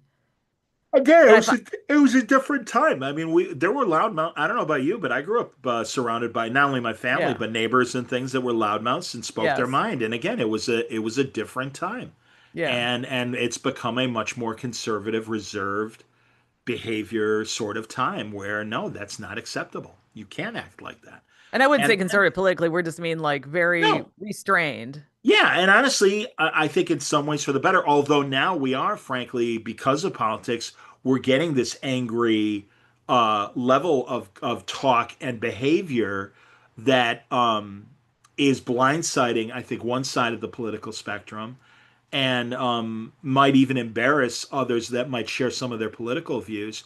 But yeah, there's a new brash outspokenness, sadly, coming from the top, from our president, who is not afraid to be candid, and I don't think in a positive way, in a very rude way. And again, it just these are very bad people. They do very bad things, and Yeah, it's but he's like, also from New York. I mean, well, he has that. yeah, but it's not. Again, I grew up with that here in Chicago, where I guess you could say maybe people are nicer than New York or whatever. So yeah, I don't. I think region may have played a small part in that, but I don't think on it. I mean, listen, there. I understand. I think an urban setting, regardless, might engender some louder, brasher behavior, and certainly in previous generations. But and certainly New York got the stigma for that as well. But also for a long time, television was coming out of New York, so that's what they gave us. You know, there weren't a Yeah. lot of. I mean, and again, the other like Father Knows Best is contemporary with some of these more edgier TV shows, but it's man, I can't even watch it. But It's somebody so had to serve the saccharine. suburbs. Like, look at the Beeve, Beaver. Yeah, yeah. But on Beaver, you had Eddie Haskell, who was kind of a loudmouth jerk, and Yeah. he always said my favorite character on Beaver was Wally because Wally really was that conduit to the parents of, gee, Dad, if you make the beef do that, he's going to look like a jerk to all of his friends. And it's like, yeah, I guess you're right, Wally. I didn't really think of it that way. And that's a great, like he always said it in the most polite way, but it's Because he like, was representing us. Because, right, right. in Well, a he lot of got it. shows, well, He because in a got it. lot of shows, like if you think about The Office, which a lot of people watch right now, I mean, Sure. there's that Jack, not Jack, but there's that Jim Jim, guy who's Jim, like, yeah, yeah, he yeah, represents us saying like, what's sure, going on here? sure. Jim's the everyman, absolutely. Yeah, Oh, everyman. and you need everyman in certain shows and everything, so that's fine. That is the interesting thing, though. There, I mean, I suppose Muldoon might be, but not really. I mean, he's the intellectual, and he's trying to just maintain the peace, and also he's there to protect Gunther and not have Tootie be as crazy. He can rein him in every now and then, and seems to understand him better than anyone else. But people But should also watch. gets exasperated too by Gunther. Well, yeah, people should watch it also just to hear Gunt's voice because Oh, Tootie, yeah. not Oh, Tootie. oh, oh. No, Gunther. Well, Gunther is Tootie. That's Wait, I'm Francis. sorry, I'm sorry. Muldoon, Francis. Yeah, Muldoon. Muldoon. Yeah, No, you know Muldoon. what? I was thinking of Gwyn. I was like Gwyn, Gunther, Sure, whatever. sure. Yeah, so Gwyn's voice Yeah. because you don't really hear that kind of broadcasting voice anymore. But with Tootie though, don't you think his weird is like this Jewish, like obviously Jewish guy from the Bronx or whatever, and his name is Gunther, like he's some German dude. Yeah, but that's they're a Jew. They're German Jews, so I think that's yeah, I could see that. Okay, because Gunther doesn't seem like it would really fit him, but Well, I understand. Well, again, well, as we said, think cast British, think Yiddish. So even though Gunther isn't British, yeah, and also I just love that he has such a Gunther Tootie, and of course, what was his nickname in high school? He was Bull. He's okay. he no neck tackle and stuff on the high school football team. He was Bull Tootie.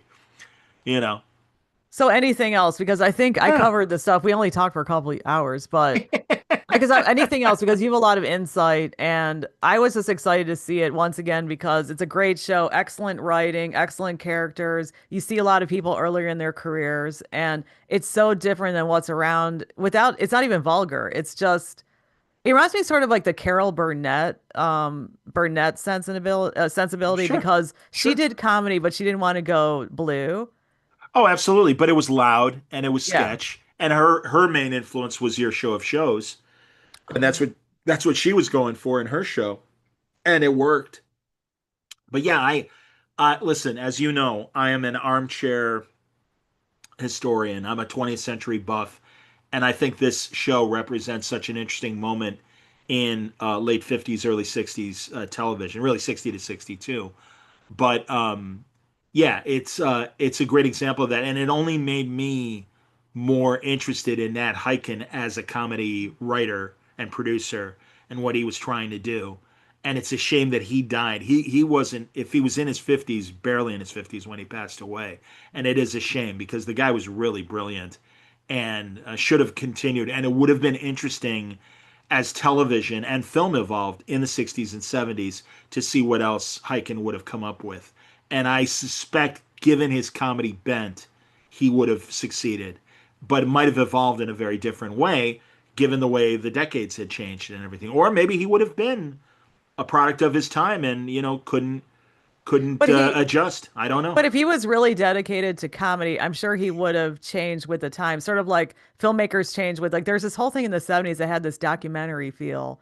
And those weren't just only new directors. Those are some directors learning new angles, you Oh know? no, you're absolutely right about that. But again, it depends. Yeah, Leno was I saw Leno in an interview, a recent interview, and he was talking about an old stand-up that he knew in the '70s, and he was an older the comedian. He was talking. He never mentioned him by name, but he said that the guy being older and stuff was like, it is with the GIs, and they always get the good-looking girls and everything, and the audience wasn't responding, and he's like, really since Vietnam, it's.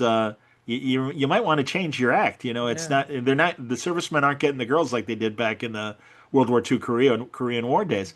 So he's like, so then I saw him a couple weeks later, and he goes, "You ever notice how the Green Berets get all the good-looking girls?" And it's like, no, man, you don't get it. So Yeah. I don't know. I mean, it's Well, they don't get like they didn't get how people related to the military and the war after Vietnam because it wasn't as clean cut as World War II. right. The closest I could see of perhaps a glimpse of what Hyken might have been like in the '70s is this Don Knotts movie he made called The Love God. And it does have a lot of interesting, and like I said, it's kind of making fun of Playboy in a very gentle way. Um, but yeah, so maybe there's a sign there of what was to come. But I don't know. I really do think, like you said, in the '70s there was such a radical shift, even in television too. Back in the early '70s, CBS purged all the farm shows. The Beverly rural Hillbillies, purge. It the was called the rural rural purge, purge. absolutely. And they put on All in the Family was part of the new stuff, Yeah. but there were other like urban shows that were there to replace these, Beverly Hillbillies and Petticoat Junction and Green Acres that were stalwarts and still very well rated and stuff. But it was like, all right, we need something new. And every generation has about 20 years. That's why I'm scared doing my podcast for 20 years. Maybe my expiration date is coming up and I don't No, because realize it. we're talking about comedies, we're talking about scripted shows, you Well, I know? realize for this conversation it's Right, cool. right. But yeah, I don't know. I mean, it's hard to live beyond your era But in any entertainment the way. So I rural don't know if folk I don't know if Hyken would have made it. Go ahead about I'm the sorry. rules. The Purge. rural focus, not the rural purge, before the rural purge, when they put all these shows on, it reminded me of radio that did barn dance all over the country. And then Absolutely. eventually they're like, okay, let's make a switch. Yeah. No, you're right. No, you're absolutely National Bar Dance right out of Chicago, WLS and everything was a very big deal. Um, but yeah, and really even the great thing was the show that everyone forgets as far as those rural comedies that really was the edgy one was Green Acres Yeah. because Petticoat Junction is pretty tame. Beverly Hillbillies was silly, but it was pretty much one joke. Here are these hillbillies, living in Beverly Hills. Okay. Green Acres was nuts.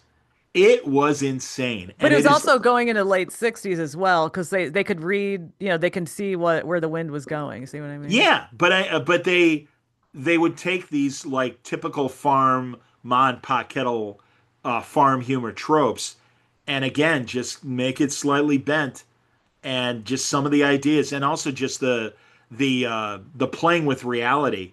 Like Lisa could read the credits as the show was opening up and they're in bed.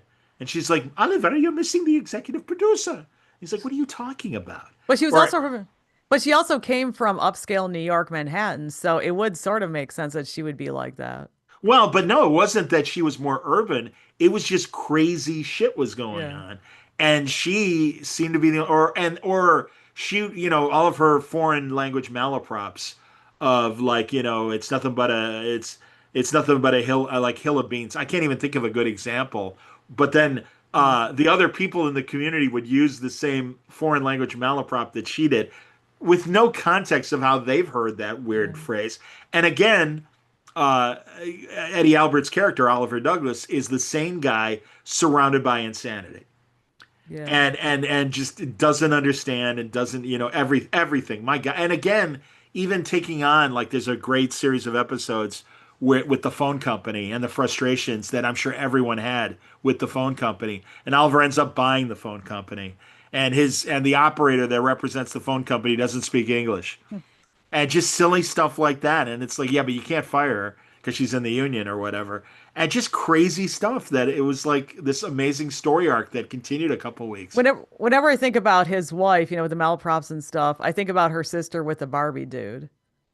You know, Who's the was it Barbie? her or, the guy who, Jaja, but what Barbie yeah, do? she was married to the Barbie guy for a while. The I guy from know Mattel. I Oh my gosh, that's a did whole. not did not know that. Did Oh not know. yeah. Yeah, I'm gonna look it up. Yeah, but oh, I didn't know you know. Well, I don't want to discuss because I don't. I read this thing about Mattel a long time ago, and it was like, whoa, what was going Oh on? no, there's I know there was a very vicious ownership battle within Mattel over Barbie that is Yeah. pretty amazing and much. I mean, listen, I like the movie. I thought the movie was hilarious, but the real story, like if you ever there, and there are documentaries out there. The guy that my friend Brian Volk-Weiss made the toys that made us, and he did an episode on Barbie that is very revealing.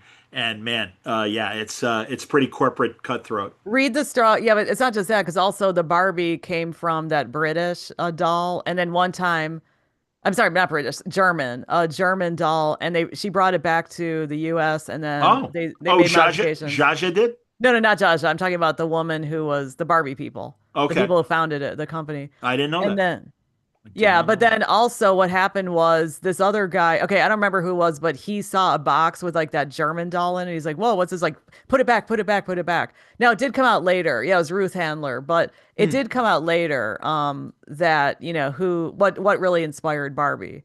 But yeah, Zsa Interesting. Zsa was married to, you got to read all about this. Zsa Zsa was married to this guy who was like this brilliant engineer who created the Barbie doll, and he was a character. And it's like all this stuff. Read all about it. Crazy. I'm just looking at an article now, and they have a picture of the original doll from Germany, and it's just a really interesting read, and I think, or really interesting history. And I think the woman from Germany, her name was Lily, the Barbie from, not the Barbie, Oh, the I doll see from Germany, the doll's name the was doll from Lily. Germany, yeah.